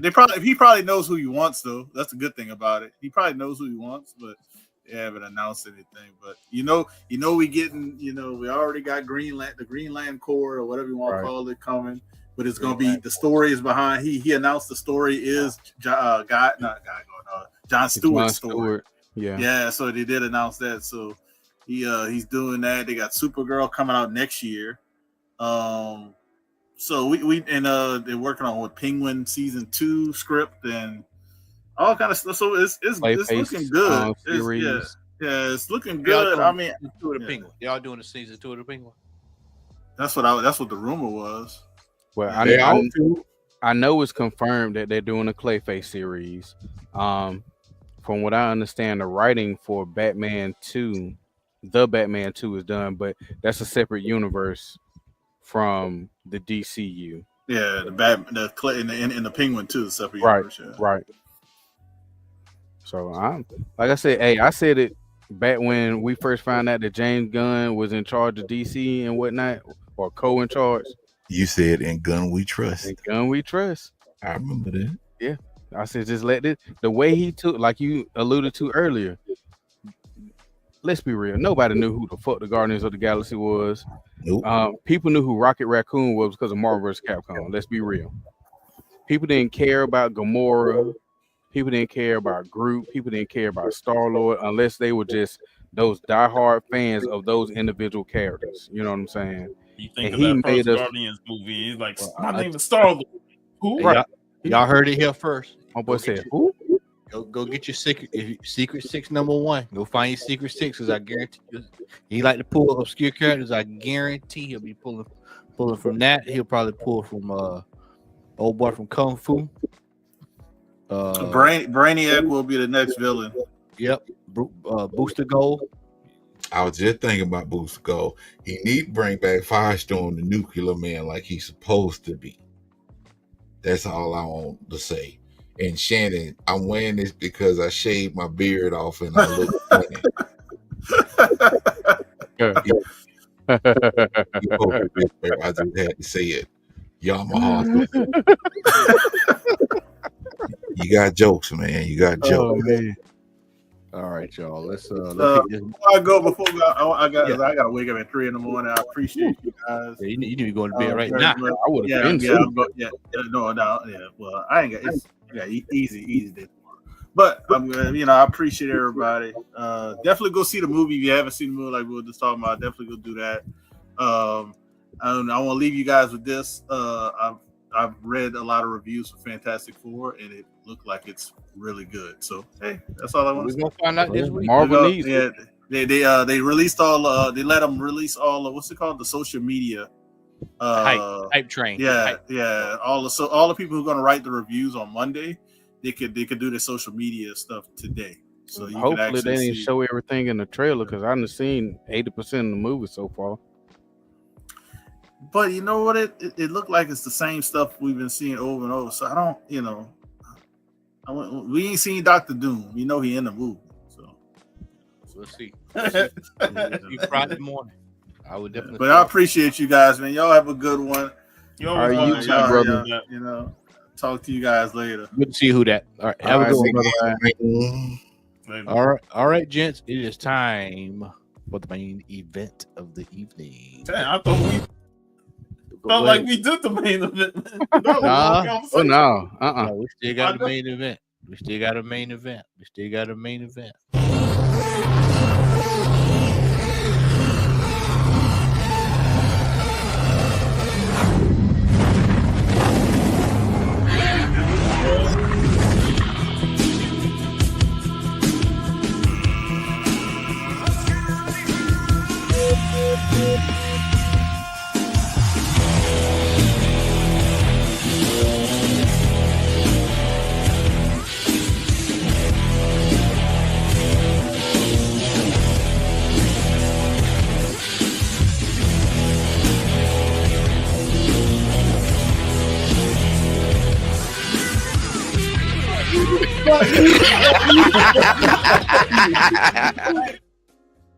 All right, Al. We're gonna let you take it away, brother, here on our MCU existing plot holes, brother. Don't mind if I do. Folks, this topic actually spawned from a little get together that I had over here at my place last week. Shout out to Matt, X, and Tim Price, and Larry for coming through, and MC Thompson, whoever you might be. Sean, I hate that you don't live in Macon. You would have been able to come over and eat some pizza and some wings and watch Goldberg look stupid last week. But nonetheless, we actually got to talk about some plot holes in the MCU. As you know, there's a lot of plot holes. I actually came off the dome with a few that I thought about, but I did a little Google search on it. And I'm looking at like, Jesus Christ, there's a whole bunch of them. Now, some of them, well, one of the major ones that I know we had talked about before has been quote unquote like it's been closed, and that was the big one with the celestial hand and all that kind of stuff. They kind of closed that out in the Captain America Brave New World movie. Brave New World, yeah. They introduced adamantium, which of course will, usher in adamantium heroes, i.e. Wolverine, blah, blah, blah. But there are a couple that I actually thought about, man, watching MCU movies. I actually went back and watched a couple of movies, like parts of certain movies that I remember. And what I'm going to do, I got a list of about maybe 7 or 8 of them. I don't know if we'll get through them. If y'all know of any, let me know. And we'll talk about them. But I'm gonna start out with this one. These gonna be random. WandaVision. Now, where the hell is Vision? Now, the reason why I say that is because if you remember the end of WandaVision, White Vision and the OG Vision got to fighting, right? So when they were fighting, they were basically, they kind of stopped fighting, and then they started just contemplating. They started talking like Socrates and Neil deGrasse Tyson and all that kind of shit. So basically, OG Vision kind of like talked some sense into the White Vision, and White Vision was like, "Hey, bro, I don't even know no more, man. My old lady done left me, man. She gone crazy, all this kind of shit." And he just left. White Vision like, "Bitch, I was just born like 2 hours ago. What are you right, doing?" Exactly. So, number one, where is White Vision? And number two, where is OG Vision? After all this time, we've actually had several movies between WandaVision and WandaVision, and the most recent movie was the Thunderbolts. It was alluded that Vision is still supposed to have his own TV show. But dadgum, man, even with the Wanda showing up in the Doctor Strange movie, she act like she didn't remember old boy. What's up with that? So part of your question, what happened to OG Vision? OG Vision is White Vision. Remember in the show, the Vision that was in there was part of her creation. You know what I'm saying? Okay. Gotcha. How she created Vision and she created Wiccan and I can't remember the other one name. Speed, yeah. Those were creations, so they can't technically exist outside of Westview, except for the way they did in Agatha All Alone, when Wiccan's spirit took over the body of old boy after he died. You know what I'm saying? Now, in terms of where White Vision is, I mean, hey, he might be somewhere plugged into the internet right now, creating Ultron 3.0 or whatever, without even knowing that he's doing it. Yeah, the bitch might be in Wakanda getting vibranium and adamantium fused bodies like Captain America's shield. We don't know. And I really want to know where he at, because if he now has the memory from what Westview Vision gave him, he should have easily been helping out in all this stuff. I know he might not have a Mind Stone no more, but you still made a vibranium, right? You know what I'm saying, like, you can still goddamn fight. You just can't shoot lasers out your forehead no more, but you can still do what you got to do. All you got to do is get jacked into the Matrix, and you'll have even more memories and learn other new shit. You know what I'm saying? So he could have easily showed up and helped out with what's his name from Thunderbolts, Century, the boy. Yeah. Could have helped out with that easily. But I agree. I need to know where he at, because he been gone way too long. And what you said about Wanda acting like she forgot him and Multiverse of Madness, not necessarily that she forgot him, but you know, she's still mourning the death of him and the death of her kids. You know what I'm saying? Cause remember, Multiverse of Madness, that was before Agatha All Alone, before Wiccan actually came. So I think with how we got the end of Agatha All Alone, how he found his brother and is trying to save him from that drowning kid. You know, you remember that scene? I think once that happens, then she gonna pop back up, and then she'll end up finding Vision to make it a family. But that's just what I think on it. Matt? I mean, for me, when you see with these plot holes, I don't know how Marvel gonna tie this stuff all back up, man. Because you know, there's been so many changes that they've done since with most of these movies. So I think it's a case of you just got to see how it's gonna play out. I would assume it's gonna have to be something coming down the pipe pretty soon with Vision. But I'm like you, that's been 3 years ago. Longer than that, ain't it? Oh, yeah, it's longer than that. One came out around the pandemic. Yeah, you're looking at 5 years ago. 5 years right. ago. 5 years ago. Yeah, I mean, a character have been so integral in Endgame. Right. You just are dropping like a hot potato, man. Like, bro, where is he? Yeah. So I mean, it's just you got to see what they're gonna do, man. I can't even begin to even speculate. But I'm like X. You had several opportunities here. You could have brought him back in certain, especially like you brought up with the last movie that just came out. Yeah, he'd been perfect for that. Diffuse all that, you know. Yeah, they could have brought him out in Brave New World. He could have dusted Red Hulk in a heartbeat. Exactly. Yeah. Sean? Man, old White Vision, he probably, said, screw all this. I'm going to settle down and create my own family and do what Tom King did in the Vision series. That's what he did. He created his own family. Like, if Wanda could bring me back and create a family, then I'm going to do it on mine. So he might be just sitting in his house lounging and playing with his little kids. That man said, if these idiots can bring me back to life for real, I know I can do better. Exactly. Well, so they had no clue what they were doing when they brought him back. They just brought back a murder bot. Okay, so my next plot hole is in this same show. And I think it was, and again, if I'm wrong on some things, y'all, please charge it to my head, because some of these shows I haven't watched since they actually came out. Was it WandaVision? Yeah, it was WandaVision. The revelation that Wanda and Pietro had their powers before they came in contact with was it the mind, the Tesseract? Was it the Mind Stone? The Tesseract. So that was the episode that really got me excited, because they alluded to the fact that they were mutants. Yeah.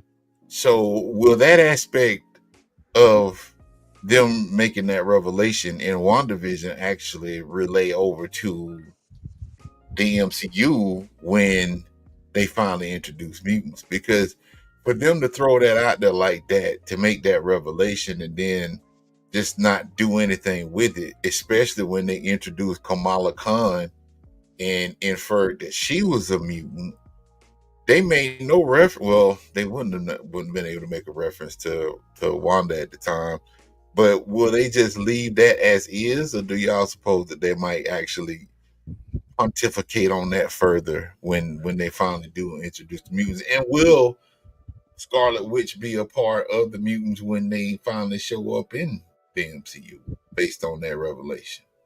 Ain't she buried under Wondergore? All that rubble, yeah. Supposedly, but they're saying that they gonna bring her back.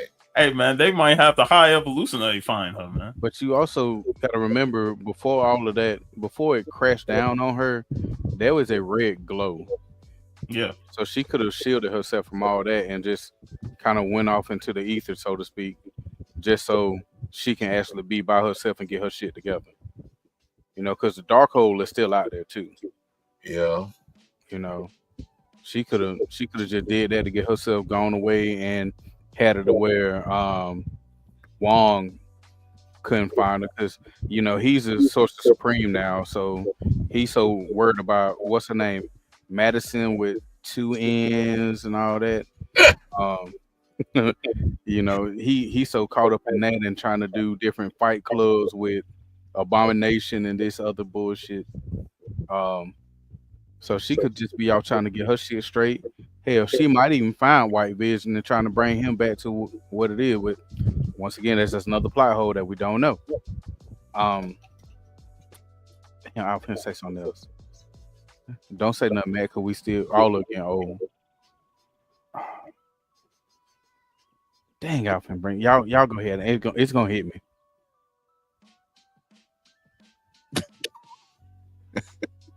God. Hey, bro. Anybody else got anything to show? Yeah. Yeah. Getting Cobra, man, that's what I take. It was something that Sean said that I was gonna touch on, but I can't remember. What you just said, Sean? Draw his memory. Sean just fell asleep over there. Sean eating a sandwich. Sean, he rearranging them pops. Oh, the Wondergore high evolutionary. It was before that. When it fell on top of it, when the stuff fell on top of it. But no, it was something he said before that.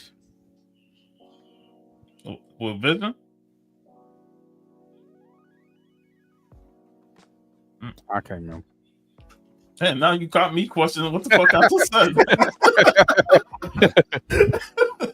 It's gonna come up. It's gonna hit me. You know, this doggone old age and tired mess. I feel you. Well, hopefully, I'm hoping that they resolve a lot of these plot threads with WandaVision, especially. I know we probably won't see it in Doomsday. Go ahead, X. It wasn't what Sean said, it's what you said. When Magneto get here, you know good and damn well. Hey, you had it first. But when Magneto get here, you know he, as much pride as he takes in his mutant race, he gonna make it known that those are his kids and they are mutants and they should be proud of their powers instead of shying away from them, being afraid of it. You know what I mean? Now, they might be pissed off that Pietro dead and one of the only Marvel heroes that died that they haven't brought back outside of Black Widow. But, you know,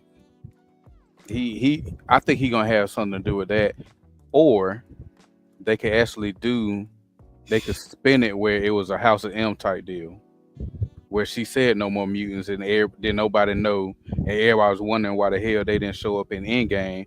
But it's because hell they weren't there to do anything, you know. So we'll see. Next one, and y'all, I'm pretty sure everybody can remember this one. This was in everybody in the chat and on the panel.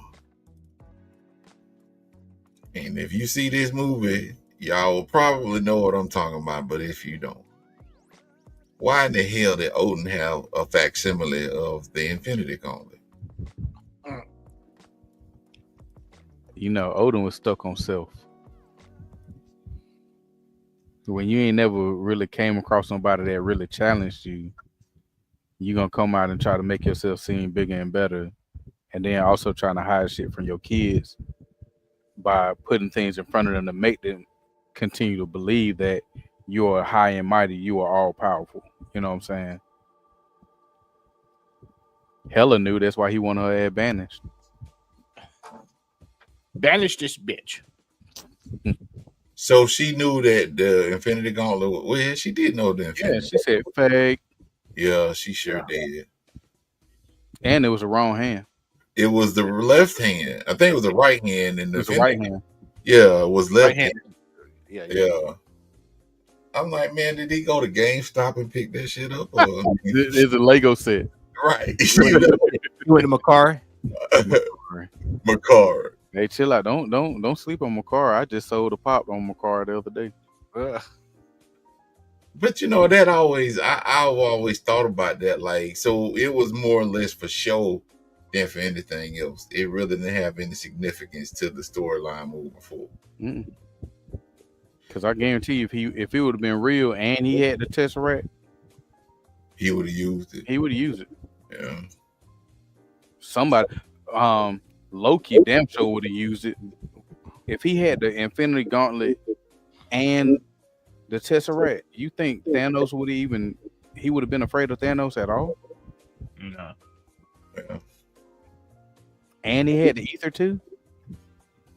Yeah. Hell, that's 2 stones right there. Poor Hope when he got slammed so hard in outer space, he didn't bounce in zero gravity. The point where he's scared to come out. Right. Hey, I'll be scared to come out too. If you think about it, not to go too far off topic, but when he hit Heimdall bounced a couple times. When he hit Thor, he bounced a couple times. When he slammed the Hulk, that was a perfect 10 landing. He didn't move. I wouldn't have came out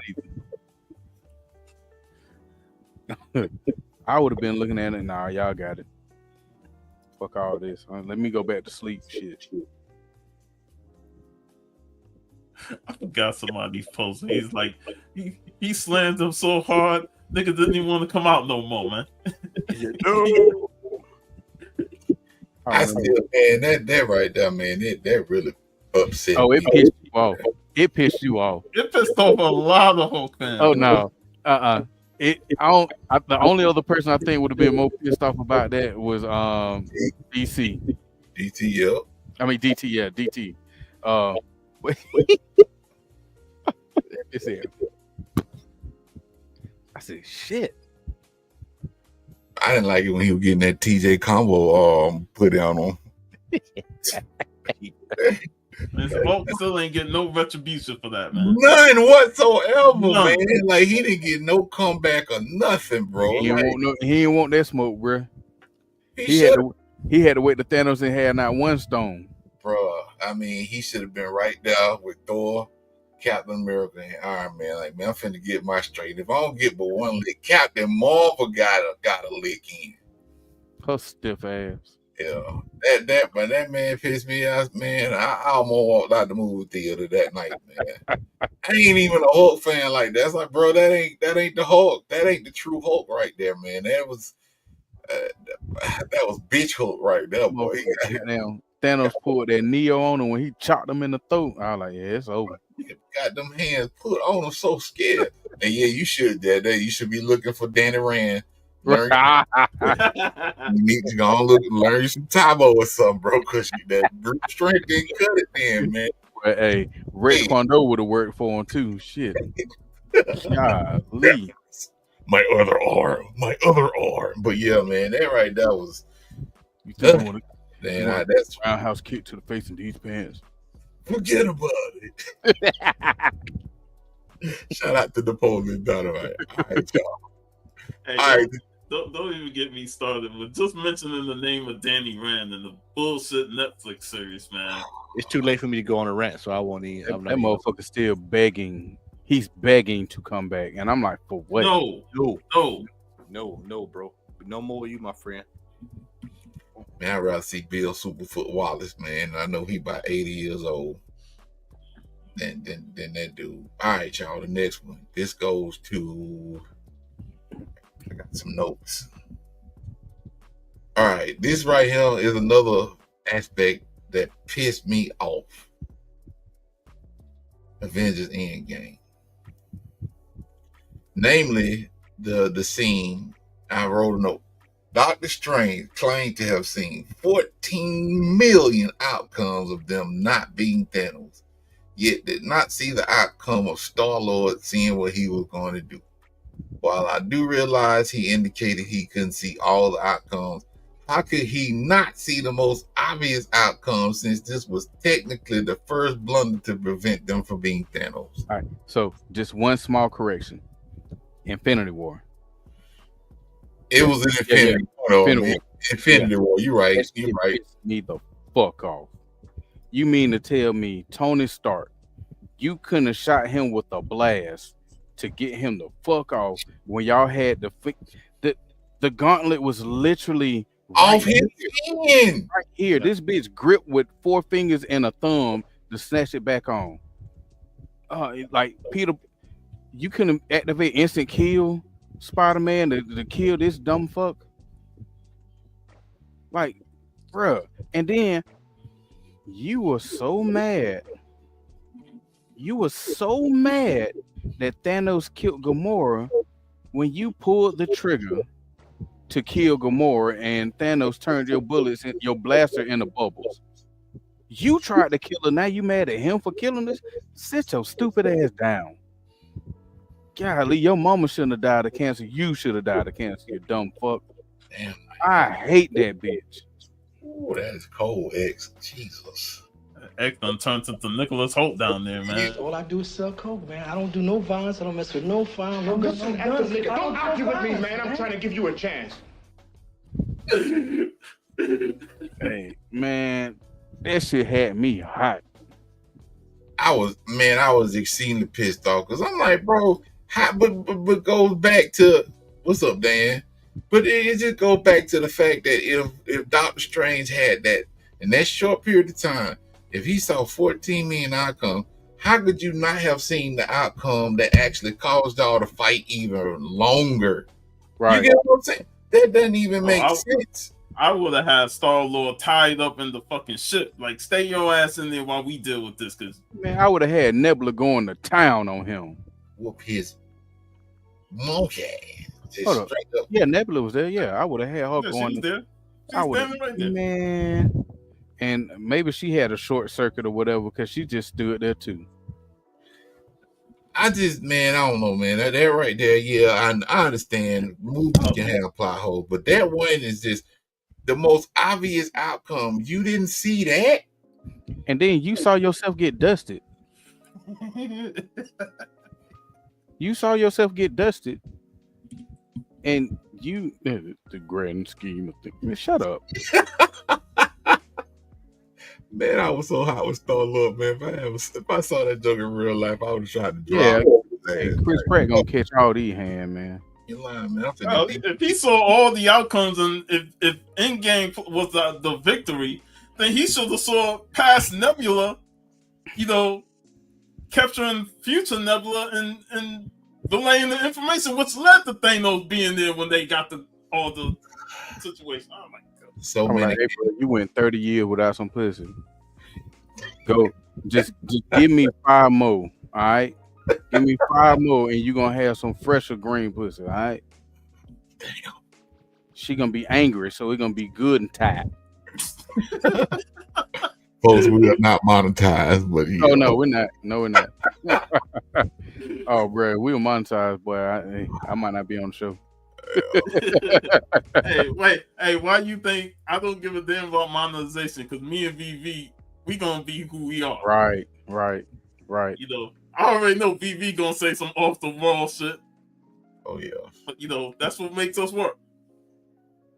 But yeah, man, that bothers me to this day. I don't watch Infinity War. That scene, I fast forward past it because I don't want to get upset with the dude.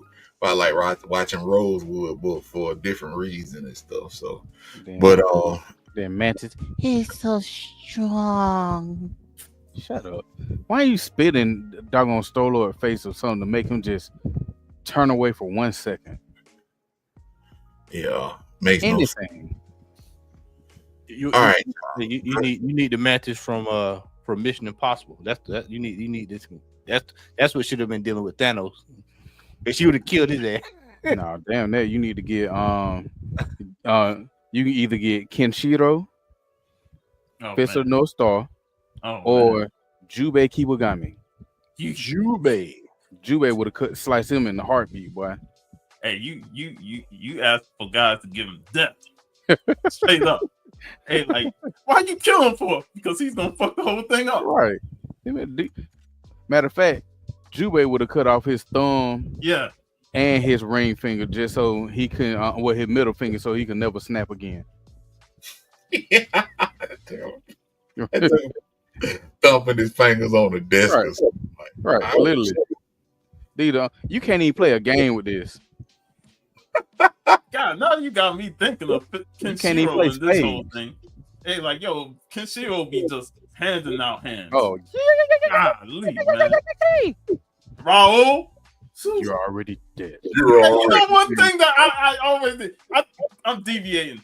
The one thing about the first Fist of the North Star video game on the PS3 and Xbox, I hated those motherfuckers with the spike bats. That you doing all these powerful attacks and these dudes just cross their backs and just defend it. I'm like, what the hell? You can defend the power of Kenshiro and Raul and all these places.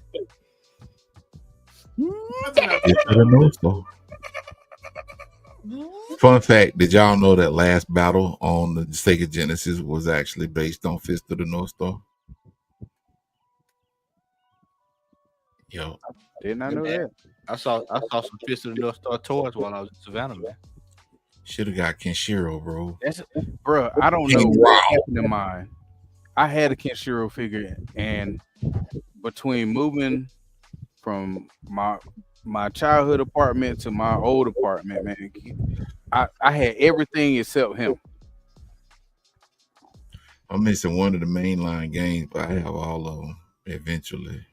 They had one on the Nintendo Fist of the North Star game, the NES. They did, actually, yeah. I had it a long time ago.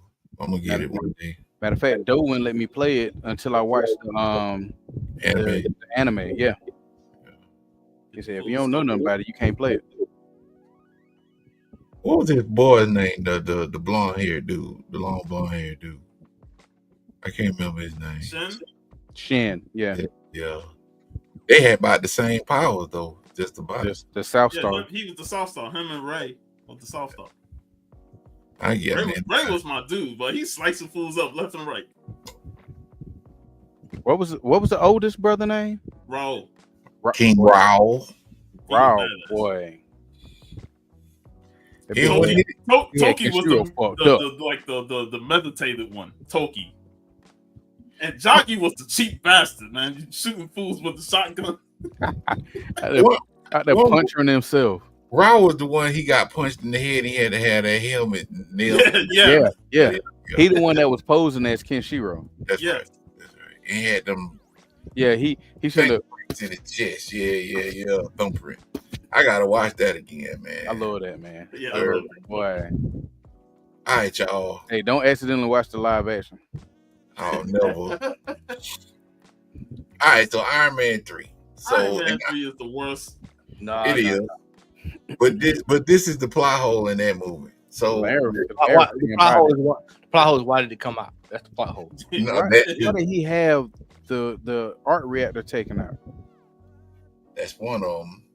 He destroyed the arc reactor, and then so in Iron Man 2, he destroyed the arc reactor and he destroyed all his Iron Man suits up to that point, right? Iron Man 3, Iron Man 3. Yeah, Iron Man 3 is when he destroyed the suits. I thought it was Iron Man 2. 2 was Whiplash. Okay. Yeah, Justin Hammer. Oh, okay. My bad. You're right. So he's destroyed them in Iron Man 3, but in Age of Ultron, he had all of them back.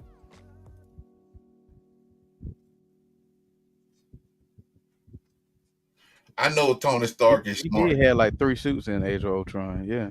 He had that one. It wasn't in the nano. Yeah, he had the ghost suit. Yeah. But he had destroyed all of them. The one that he destroyed, the one that got, or was that the one that got? Was that the one that got hit by the the Mack truck? I think so. That was the one that got hit by the Mack truck. He just did slight upgrades. I'm trying to figure out in that short period of time, was he just bored and just decided that he was gonna redo all of them again? What was the point of him actually recreating them suits? He was probably recreating those suits because he couldn't do nothing with Pepper till the extremists came out of the system. Yeah. That's a whole different burning right there, boy. Nah, I'm good. Shoot, no. I'm all right. Got burnt once, but it was only gonorrhea. So hers is disintegration. Ain't take that. Yeah, but I ain't never understood how he actually. Why would he have rebuilt those suits between Iron Man 3 and Age of Ultron if he's steadily trying to improve them? Especially if he destroyed them, what would the point have been destroying them? He made sure he had that Hulkbuster right there on the he side. Was ready for that. That was a pretty good scene too. All right, y'all, we're gonna skip that one. So this gonna invoke your boy again, Winter Soldier. Why did they name drop Stephen Strange in that movie when he hadn't become Doctor Strange yet? When they name dropped him on the roof with Steve and Black Widow, they referred to him as Stephen Strange and said that he was a threat to Hydra. But at that point in time, he hadn't become Doctor Strange yet. That's actually a good point. I didn't even think about that. Yeah, like how? I forgot. Oh, because of the algorithm. The algorithm, yes. But why would what would he have been? Why would he have been a threat to Hydra though? At that point, you think about it. He was a doctor. He was just doing surgery. He was a surgeon. Right, but if anything, the algorithm pretty much showed how anybody could potentially be a hero. So it goes through and shows different reasons. So they knew about the Sanctum Sanctorum and whatnot. They knew about the Ancient One. And then remember, there was that cat that had already got healed by going to Comatage to be healed. So all that stuff is already in there. And what the Joker say, one bad day, the algorithm probably had one bad day in there and saw something happening. That you know what? I mean, I get you, man, but that specific though, the algorithm it's kind of far-fetched when you think about it. It probably saw 14 million different outcomes. You know what I'm saying? Oh, you gonna be the Sauce Supreme. Put that fool on the list. Yeah, put it on the list. I just, when I thought about it, I was happy that they name dropped him, but then I thought about it, like, bro, after watching Doctor Strange, like, why was he name checked in Winter Soldier when he wasn't the Sorcerer Supreme yet? Or they probably went to him to try to get him to be in Hydra, seeing that he was a major dick, and he turned them down. I see somebody. Man, he refused this motherfucker. Right. You know what? Stephen Strange. Yeah. Rat bastard. You gonna be like make his car fall off the cliff. put him on the list. But I mean that kind of like when I started thinking about it, I'm like, hold up. If I can't get no nookie, no can he. If he was just a surgeon at that time, like what his skills as a surgeon were like, he hadn't missed. At that point, how could he be a threat to a terrorist organization like Hydra, man? You know, that's like he being a threat to Cobra. Or I mean, you look at it. So according to the MCU, you know, Captain America was created from a defected Russian scientist. If they couldn't get him, they were like, well, he'll do work for good. You know what I'm saying? Yeah. But that's another specific type deal. I don't know. Maybe like Hydra was already like dabbling into some dark dimension stuff, you know. Oh, Caecilius was there. Yeah, Caecilius was there. Yeah. That could be it, but I don't know, man. And I think we put headcanon in there for them because I don't think they actually thought that through personally. But it was just an Easter egg. Yeah, it was just Easter egg. But I mean, for them to drop that Easter egg and say, "Well, hey, this fool he ain't even rolled down that cliff yet," you know, like CT 101 wrote that script. He ain't rolled down the cliff, man. He didn't lose his hands yet. That man lost everything. He didn't lose nothing but his hands in that horrible ass accident. Well, the airbag must have hit him and just like messed him up real bad or something. I don't know. Man, look, first of all, if the airbag hit his hand, that means he was driving literally like he was driving like that. Literally, not even holding the top of the steering wheel, just holding where the airbag was. Yeah. Cause let me tell you, I done got hit by an airbag before, but it don't feel good, boy. I heard. I don't want to be a that number, but I think the airbag hurt more than the impact of the car getting hit. Dang. All right, I got two more. We're gonna go through these real quick. I think it's two. No, three more. All right, this one right here.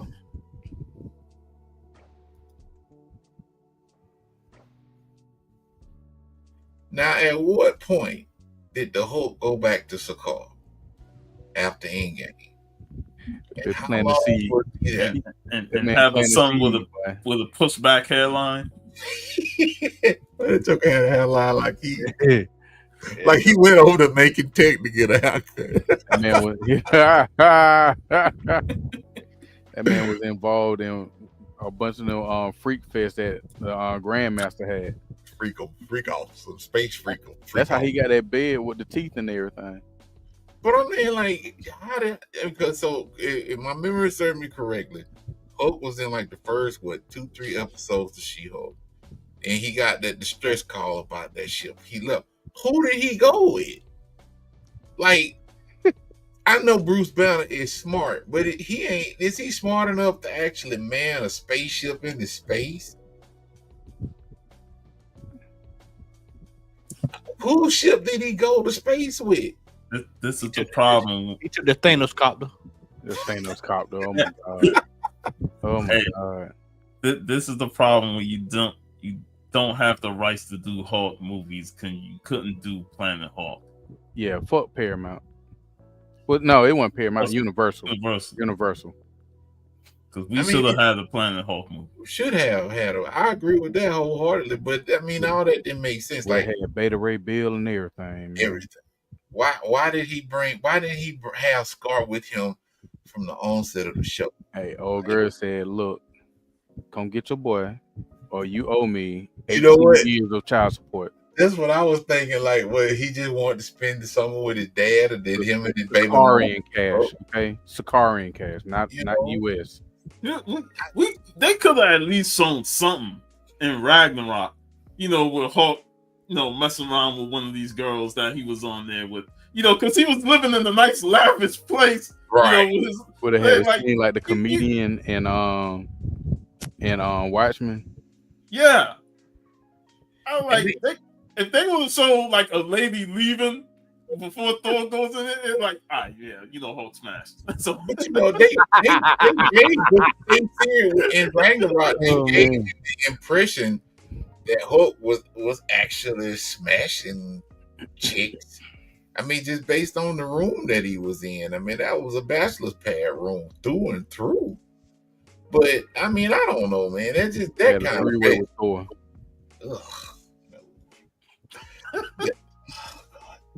That vexed me to no end. Like, bro, you just brought back a 13-year-old Hulk Jr. with a fucked up tape line. A big ass 13-year-old boy. And I'm talking about, like, he just came out of nowhere. Like, where was he all this time? How long were you gone to the point that where you had? And I understand in the comics that Scar actually grew much faster than. Where was all this anger that Scar had? He was acting like he was well behaved. Right. Like he went to Catholic school or something in space. Nah, hey, can't say Catholic school. Me and Matt went to Catholic school. Well, boarding school. Well behaved, boy. Boarding school. I was just curious about that. So, all right, next one real quick. Ant-Man. The first one. Okay, so in the first Ant-Man, Hydra stole the Pym particle. We didn't get no kind of resolutions from that. Now I read that somewhere, I don't know how true it is, they were supposed to have wrote that Hank Pym, Scott Lang got him back from Hydra, but they never closed that plot. So Hydra somewhere, even though they supposedly broken up by Winter Soldier, somebody from Hydra still got the Pym particles. Why haven't we seen somebody running amok using Pym particles on the planet? Because they saw Buddy explode, turn into that mush. Yeah. That could be it. But why hadn't they had anybody try to engineer?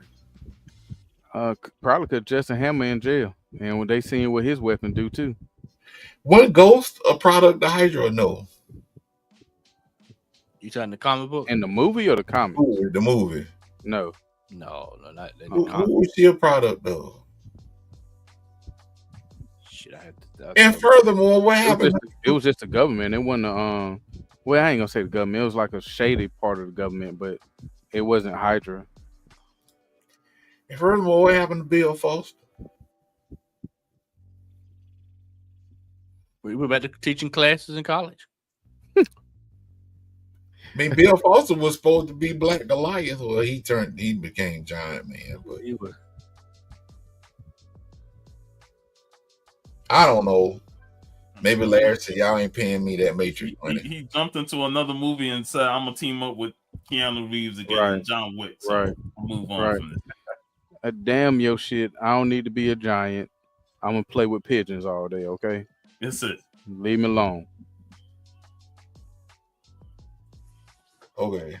All right. I got one more, and then we done. And this revolves around Gamora. So in Guardians of the Galaxy, the Nova Corps arrests Gamora and the rest of the soon-to-be Guardians in the first Guardians of the Galaxy movie. And during when they was actually taken into custody, the movie displays the background information on each character, and it says states that she's the last surviving member of her people. But in Infinity War, which I think I got that wrong again, he had that backstory. Thanos was there talking to the little girl and was showing that backstory about all of them getting, they were still alive. Yeah. And I think what he was talking about, at that point he was talking about killing half of them, wasn't he? Well, he executed them and blocked her from seeing it. Right, but it wasn't all of them, though, was it? It might have been her family. So it might be saying last of her kind. It might be the last of her family or bloodline. Okay. Maybe. That kind of contradicted what happened in Guardians of the Galaxy based on that. Like, she was supposed to be the last, but I don't know. If we talk MCU, plot holes and contradictions are abundance. It's not... It's trying to make sense of it. Like, why did Bucky not become White Wolf like they alluded to? Yeah. He damn sure probably was mad that they brought that whole action to Wakanda. You know, like we could say like, man, why they even accept that? My boy getting that Wakandan won't. He's like, I'm living peaceful here, man. But said I'm walking around in robes and garbs and dashikis, and y'all want to come mess this up? Yeah. He said, man, I'm deep in the Dora Milaje right now, man. Leave me alone. Man, you crazy. What? I'm just saying. UNB? You crazy, man. UNB? Not even Okoye, the second one. Wakanda forever, son. Matter of fact, the one that knocked his arm off in Falcon and Winter Soldier, that the one he was smashing. She was mad because he left. Yep. Because she knew exactly what it hit too. And folks, he put some buttons. That shit just fell off. Yeah, I'm talking about he went limp for real. Wait till we get the Luke Cage plot hole. We got Bill plot hole there. Which one? The very well, we got the second season at the end with old girl. Oh, he became owner of the club. Yeah, owner of the club. He old girl. What's her name? Talking about Mariah's daughter. Mariah? Yeah, but I forgot what her name is. What it was getting ready to be. I mean, Iron Fist was the biggest plot hole out of all of them, just out the casting of Finn Jones or whatever his name is. Yeah, I can't think of her name now. See, I can't even watch. I don't even want to rewatch Defenders because of how he ruined that. Like, think about how every other actor in that show could fight except for him. But man, that Joker, man, I told you to use vacuum salesman. Telling y'all that man sold vacuum hoovers. Man was a hobo. He worked at Curtis Matthews. Happy hobo. You know what? In a way, I don't really blame him because they should have known when they brought him on. Come on, bro, you doing a show about a dude that know kung fu, and you hiring somebody that don't know how to fight. Let's not even go there. And surround him by people that can fight. I don't get it. Doggone Cole Young was in that bitch as a drunken master. I'll say rest in peace, TiVo. He had the best line after that first season where he said curly haired fuck, which is what Finn Jones was. And that's what we called him for that entire. And the second season was worse. Remember when he didn't want to get the power of the Iron Fist back? And he was driving me insane with this shit. Like, oh, I don't know if I can handle the power of the Iron. I'm like, what? You got your shit jacked from you, and you don't want it back. Started crying every time you see me crying on the damn show. Every time you see me crying, they fighting outside a Chinese restaurant. On season 1, they out there fighting outside the back side of a Chinese restaurant. Y'all, did he ever get a pair of shoes in that show? I don't think so. Every time I saw him, he was barefoot, walking around New York City barefoot. Big ass rats. Glass and stepping on splinter, yeah. Crack pipes and syringes and everything. I think of The Wire when what's his name came in dressed up like a bum and like how I look, and Bubbles dressed him down, saying, "Man, you ain't wearing right shoes. You go have him go stomp on a couple of vials, and stuff like that." Go ahead. Before we go on to the next segment, just real quick, man, what y'all think about the Mortal Kombat 2 trailer? I didn't even see it. You ain't seen it? No. It looks way better than the first one. I can tell you that. It does. Yeah, that looks like I've come to the point where I don't need to see trailers. When I see the movie, I'll see the movie. I'm not gonna watch trailers. Yeah, well, that's why I enjoyed Superman even more, because I didn't watch all the trailers. But at least with Superman, they show the same thing over and over and over in the trailers, and it happened early. You know what I mean? Again, I seen it once. I never seen the rest of the trailers. I said I'm gonna wait until I go to the theater and see it. So every movie, I'm like, if I'm gonna go see a movie, I ain't watch. Maybe I just watched the first Fantastic Four trailer, and I ain't never watched the others. But I tell you what, man, the Mortal Kombat trailer. But real quick, before we go, Thoughts on Ironheart? Thoughts on Ironheart? I mean, Ironheart is Ironheart. That's kind of the way I looked at it. I mean, it was more pretty much the same as what you've seen on how she was in Black Panther. It's pretty much the same. It wasn't woke like everybody tried to portray it to be. I'll say that. I mean, nothing is woke. When you hear these folks talk about woke, you know it's bullshit they speak. It's certified bullshit. And let me just say this, man. I don't know when a person's culture and their background became quote unquote woke. Because if you go into certain areas of the country, you go into the Appalachians, you ain't gonna see a bunch of black folk down.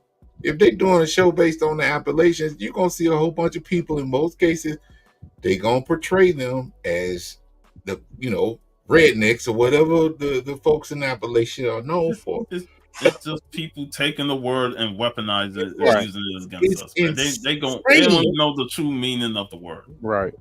It's I would say I would have enjoyed Ironheart if they had a different lead, because this young lady cannot act. She cute though. I can't even do it because like old girl that played the young sorceress, she stole the show every time she was on.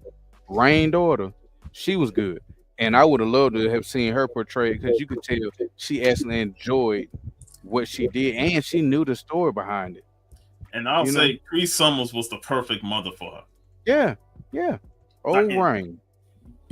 I love how they introduced Mephisto though. They ain't just shoving down your throat. They just, all right, here you go, y'all. Yeah, but you knew that was coming the way you knew it wasn't gonna be obvious. The way you know somebody. You have people mad. Some people, you have people mad. Oh, they wasted Mephisto and Ironheart. Are you serious?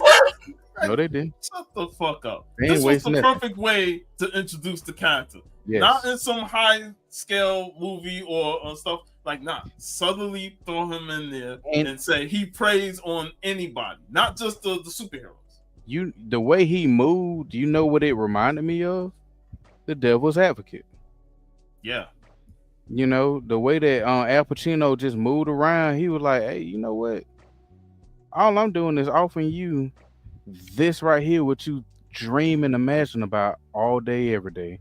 I just want to put it in your hand and let you do everything. Like what he did with the soccer though was the fact that Riri took the deal. Well, you know, when you got somebody that don't know what they writing, you know. Well, I mean, what's the name of that blues singer that sold his soul at the crossroads? Oh shit, I know you're talking. Johnny Cash. Sammy from Sinners. Yeah. Yes, Sammy. That's an excellent movie. I'll say this though. I enjoyed the last 3 episodes of Ironheart more than the first 3 episodes. You know who I actually think had the second best portrayal in this entire series? What was the gay guy's character name? Dude, the Green House. Yeah, that. Bravo, bruh, ma'am, whatever you want to be called, bravo, because that bitch was acting. No pun intended when I say that, but that cat was acting. You know what I'm saying? Like, I believe his character. They played it themselves, like that. They played themselves. Right, the little fighting brother, sister, twin sisters, whatever they were. They were lame. Man, you know, you got beat up by a girl in a kitchen with some ketchup. I can't rock with it. Yeah, you didn't take them serious. Now, Hood, that cat, he all right with me. Yeah, I just every time, I guess he was in pain the whole time because he was wearing the hood more and more and more, and it was spreading across his body. But it's just, every time you looked at him, he looked like he was in excruciating pain. Especially when he lost his cousin, brother, whatever he was. You know, when he lost him, I was like, "Oh, this." And there were a lot of times where I was like, like the whole infiltration of that base. And I'm like, What was the man, purpose? I'm like, Riri, you ain't no fucking Solid Snake. Stop this shit. Right. Stop Right. this shit. And at what point do you not realize your laser ain't cutting fast enough? She triggered the whole system. Right. And for you to be this genius that you supposed to be in the comics, you ain't smart at all, boo-boo. You ain't smart. But once again, I think that's just that's partly writing, but also her stiff ass acting. I said she got two ranges, pissed off and constipated. Damn. And let's be 100% real. Ain't no mother letting this daughter slide at all. Right. I'm be real here. You back talk your mom like that, she gonna smack the shit out. Right. Yep. AI, no AI. She don't give a damn if you a genius or not. The Right. belt will fly right across that ass. And you just got kicked out of school and she ain't said nothing to you about it? Let you slide. And that is like the today's generation. You get kicked out of school back in the day. You gonna get your ass whooped. They're gonna be like, we wasting money and this is what happened. No, Gonna get a bro. stern looking from your parents, like, Right. nah. But like I said, the show, it wasn't bad. I enjoyed the last 3 episodes more than the first 3. I think they wasted Stain's son. I didn't really care about him, man. Like, Yeah, like they when, showed potential and that was it. like when they the whole reveal and then him joining the group, I'm like, I don't care about this character. You mean to tell me you sliced your arm up and then planted something in you and then die? He's superhuman, man. Small comic. You know what? I can't say nothing about that. Frank Castle was- did it and was it Daredevil or Punisher that he did it when he had the blade where he became Baraka? Yeah. You know what I'm talking about? When he got held captive and he had the whole blade in his forearm or whatever. Like, bro, come on. It was kind of funny when Hood just pulled up and Stain was about ready to leave town. Hood just pulled up and said, "You know, you still under my control, right? You know, I still own your ass." Yeah. I was like, "Hood, you tried to get out and you pulled up." And so you mean tell me you took over your dad's joint? I'm talking about Hood. You took over your dad's joint just to lose everything in less than 3 hours? Bro, Less than 3 hours, you lost everything. The first thing I noticed when I saw the dad, I was like, "Oh, that's that dude that turned on Frank White in King of New York." All right, brothers. Let's get to these hauls. I ain't got much, so I'll go first. All right. It's I'm mostly so tired. I'm gonna bypass Blu-rays. mine. I'm gonna bypass mine. I'm tired. Here we go.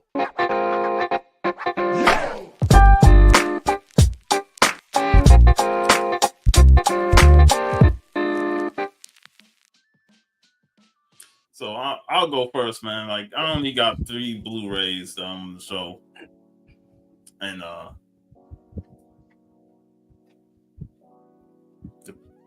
okay, Angel Cop. Oh, boy, that's 80s, 90s goodness right there, boy. Woo. Yeah, Where you get that from, Sean? Amazon,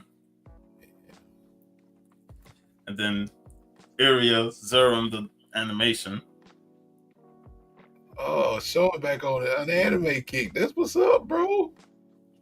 Oh yeah, and then I got a Criterion edition of a movie we just talked, Seven Samurai. Okay. And we talked that last week. So, and that's it. That's all I got, man. Anime and some old school samurai.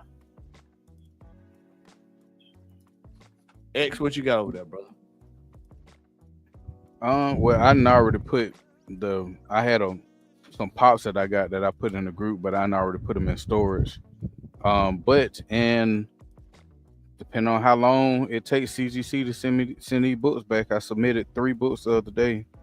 So when I get those in, I'll go ahead and share them with the group. But that's it for me. All right, Bro. Man, let me go last, man. Oh, I am last. You are last. All You right. gonna get a face reveal? Hell no. You gonna switch the camera off me? Yes. You see shit in the dog. You see shit in the dog. That ain't the dog, man. Hey, I'm gonna show a few things, man. I've been working on some content. I'm doing an unboxing tonight, man. Man, I had told you about something that I had been I done fell down another rabbit hole. And y'all don't judge me. I thought you would say you fell down the stairs. Well, coming out. I was like, you fell down the stairs. Oh, son, I can't do that. I can't do that. I could, but I'm not gonna do it. Shout out to Xavier last week. He actually ain't took out the box.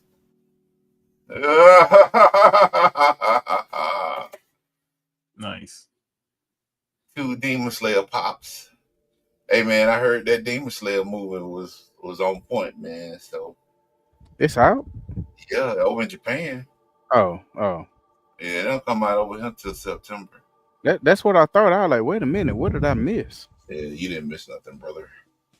Okay, so I got these. And I got this. And Matt be collecting some stuff. I said, man, I'm gonna be like Matt. But I'm gonna be like Matt on a budget. So as y'all remember when we growing up, man, there used to be a lot of commercials on TV about this, that, and the third. Naming a lot of beer and alcohol commercials and stuff. They tried to make us alcoholics at a young age. So there was a commercial that I used to be really like, I used to be enamored. Like when I grow up, I'm gonna be this person in these commercials, and I have yet to get there, but I will at one point. So I've been buying up various artwork, and one of the pieces of artwork that I bought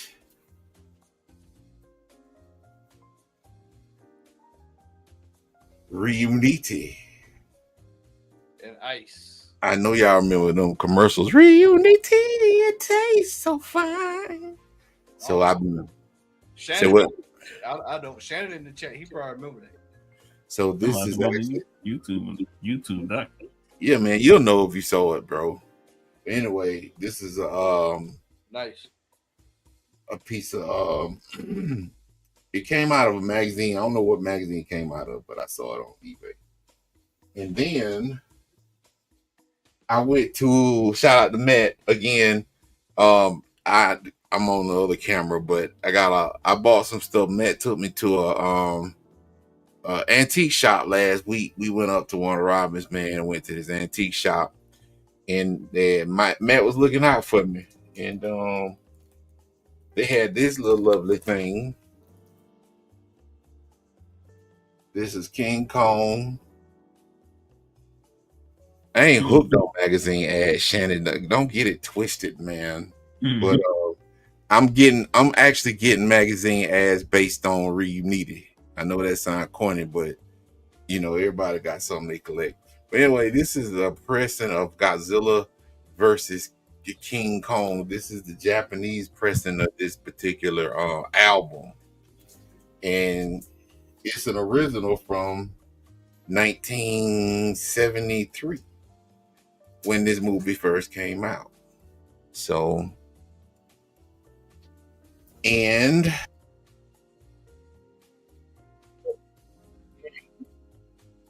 I talked about it. And this game normally goes for about $150.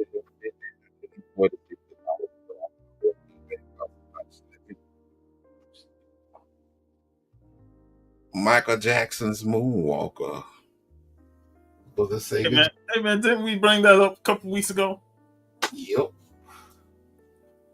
It's real dark, but it's in excellent condition. I don't know why I'm looking like I'm in the tomb of Dracula's house, but There we go.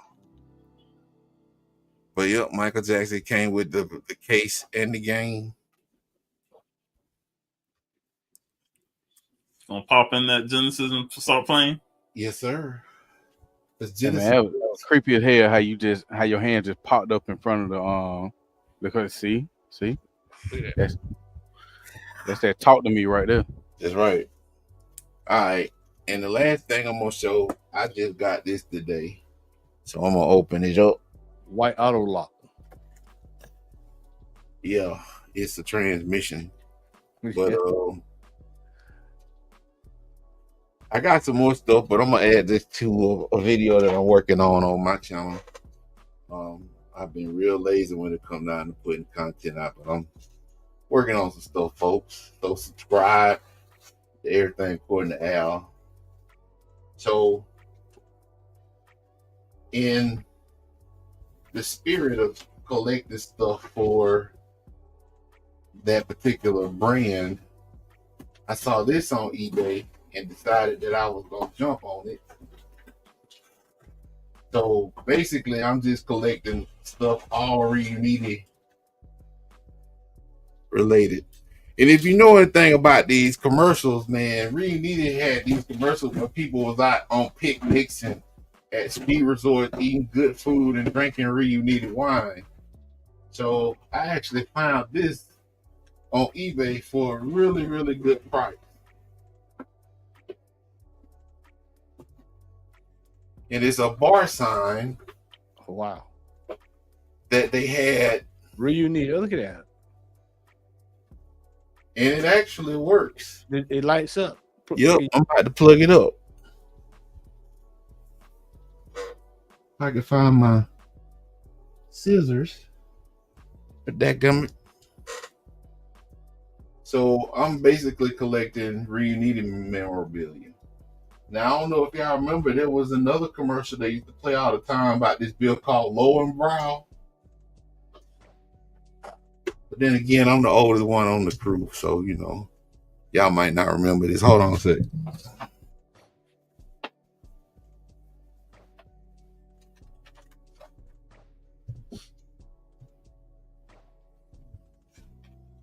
I'm plugging it up. And there it goes. Is that black or is that a black sign? It's a black sign. Hold up, let me change my depth perception.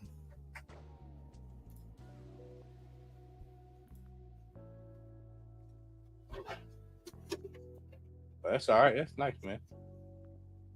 You had that in the back of the. Yeah, man. With a bottle of Reunite. Yeah, with a bottle of Reunite. I've been looking for a bottle of that. So yeah, for the most part, I just started collecting. But yeah, Sean, look it up. Reunited commercial, man.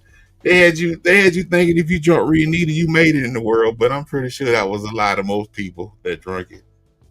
So that's it for me. Sweet, ladies and gentlemen. Hey, is X. Are you planning to do a video on your Funko Pops? So once I get everything situated in this house, you know, I still got some legal stuff I gotta take care of. But once that's done, oh buddy. I said as soon as that stuff is taken care of and this house is officially mine, then I will go ahead and get everything set up. I said I'll do I end up doing a show of the process of me getting stuff set up and then turn around and record my actual entire collection once I get it set up. Because I'm not active in that chat much, but I did saw that message you sent. Mm-hmm. I was like, man, he must have saw my video. Oh, I saw it, and I liked it. I was actually gonna go on the hunt for the new Ghostbuster pops for you, but then you showed them, so I was like, God dang it. Yeah, because I'm getting the Ghostbuster 2 pops. They should be shipping this month. And I got right here. I'll show it. Oh, the Carpathian. Did the did book. Jace get the solid snake pop? I don't know. I gotta ask him. I'm trying to get him to do a video too, man. Like, yo, just you can make it 2 parts. I'll post it on my channel. Matter of fact, look over my show. Y'all see all that? Yep. That's just Demon Slayer. Shit. Hell no, man. Come on. Those are the only parts I have in this house are my Demon Slayers. So once I get, like I said, once I get everything set up, that's gonna be the first one that I get. That's one whole video right there. Yeah, that's the whole year video. You ain't lying. Part 79. And it's funny that you say that because it's 79 of those pops right there. Wow. Negro Damas. That's my Ladies and gentlemen, I want to say thank you for tuning in tonight. We'll be back next week with the open mic night. Come through. We'll be chatting it up. 79. Look at all them damn pops. Just all them pops, man. Like, God, that is crazy. The funny thing is, those are blocking my short boxes, because if you look out to the side, you see my finger pointing.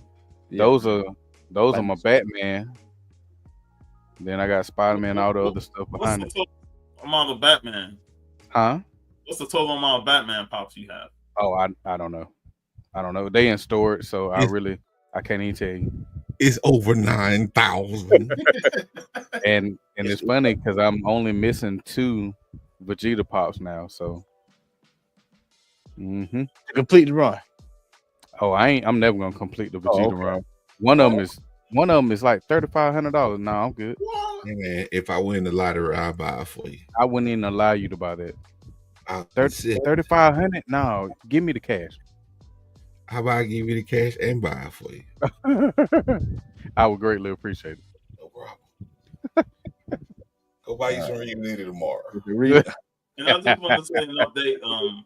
We were supposed to do the SummerSlam show, talking SummerSlam yesterday, but VV unfortunately he couldn't make because he was traveling, and he's going to be traveling and busy the next 2 weeks, so we won't do a show until August. Gotcha. All right, well, we'll be back next week, and we out of here. Reunity. Oh, Reunity is so nice.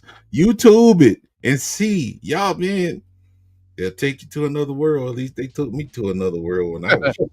All right, we out of here. Peace.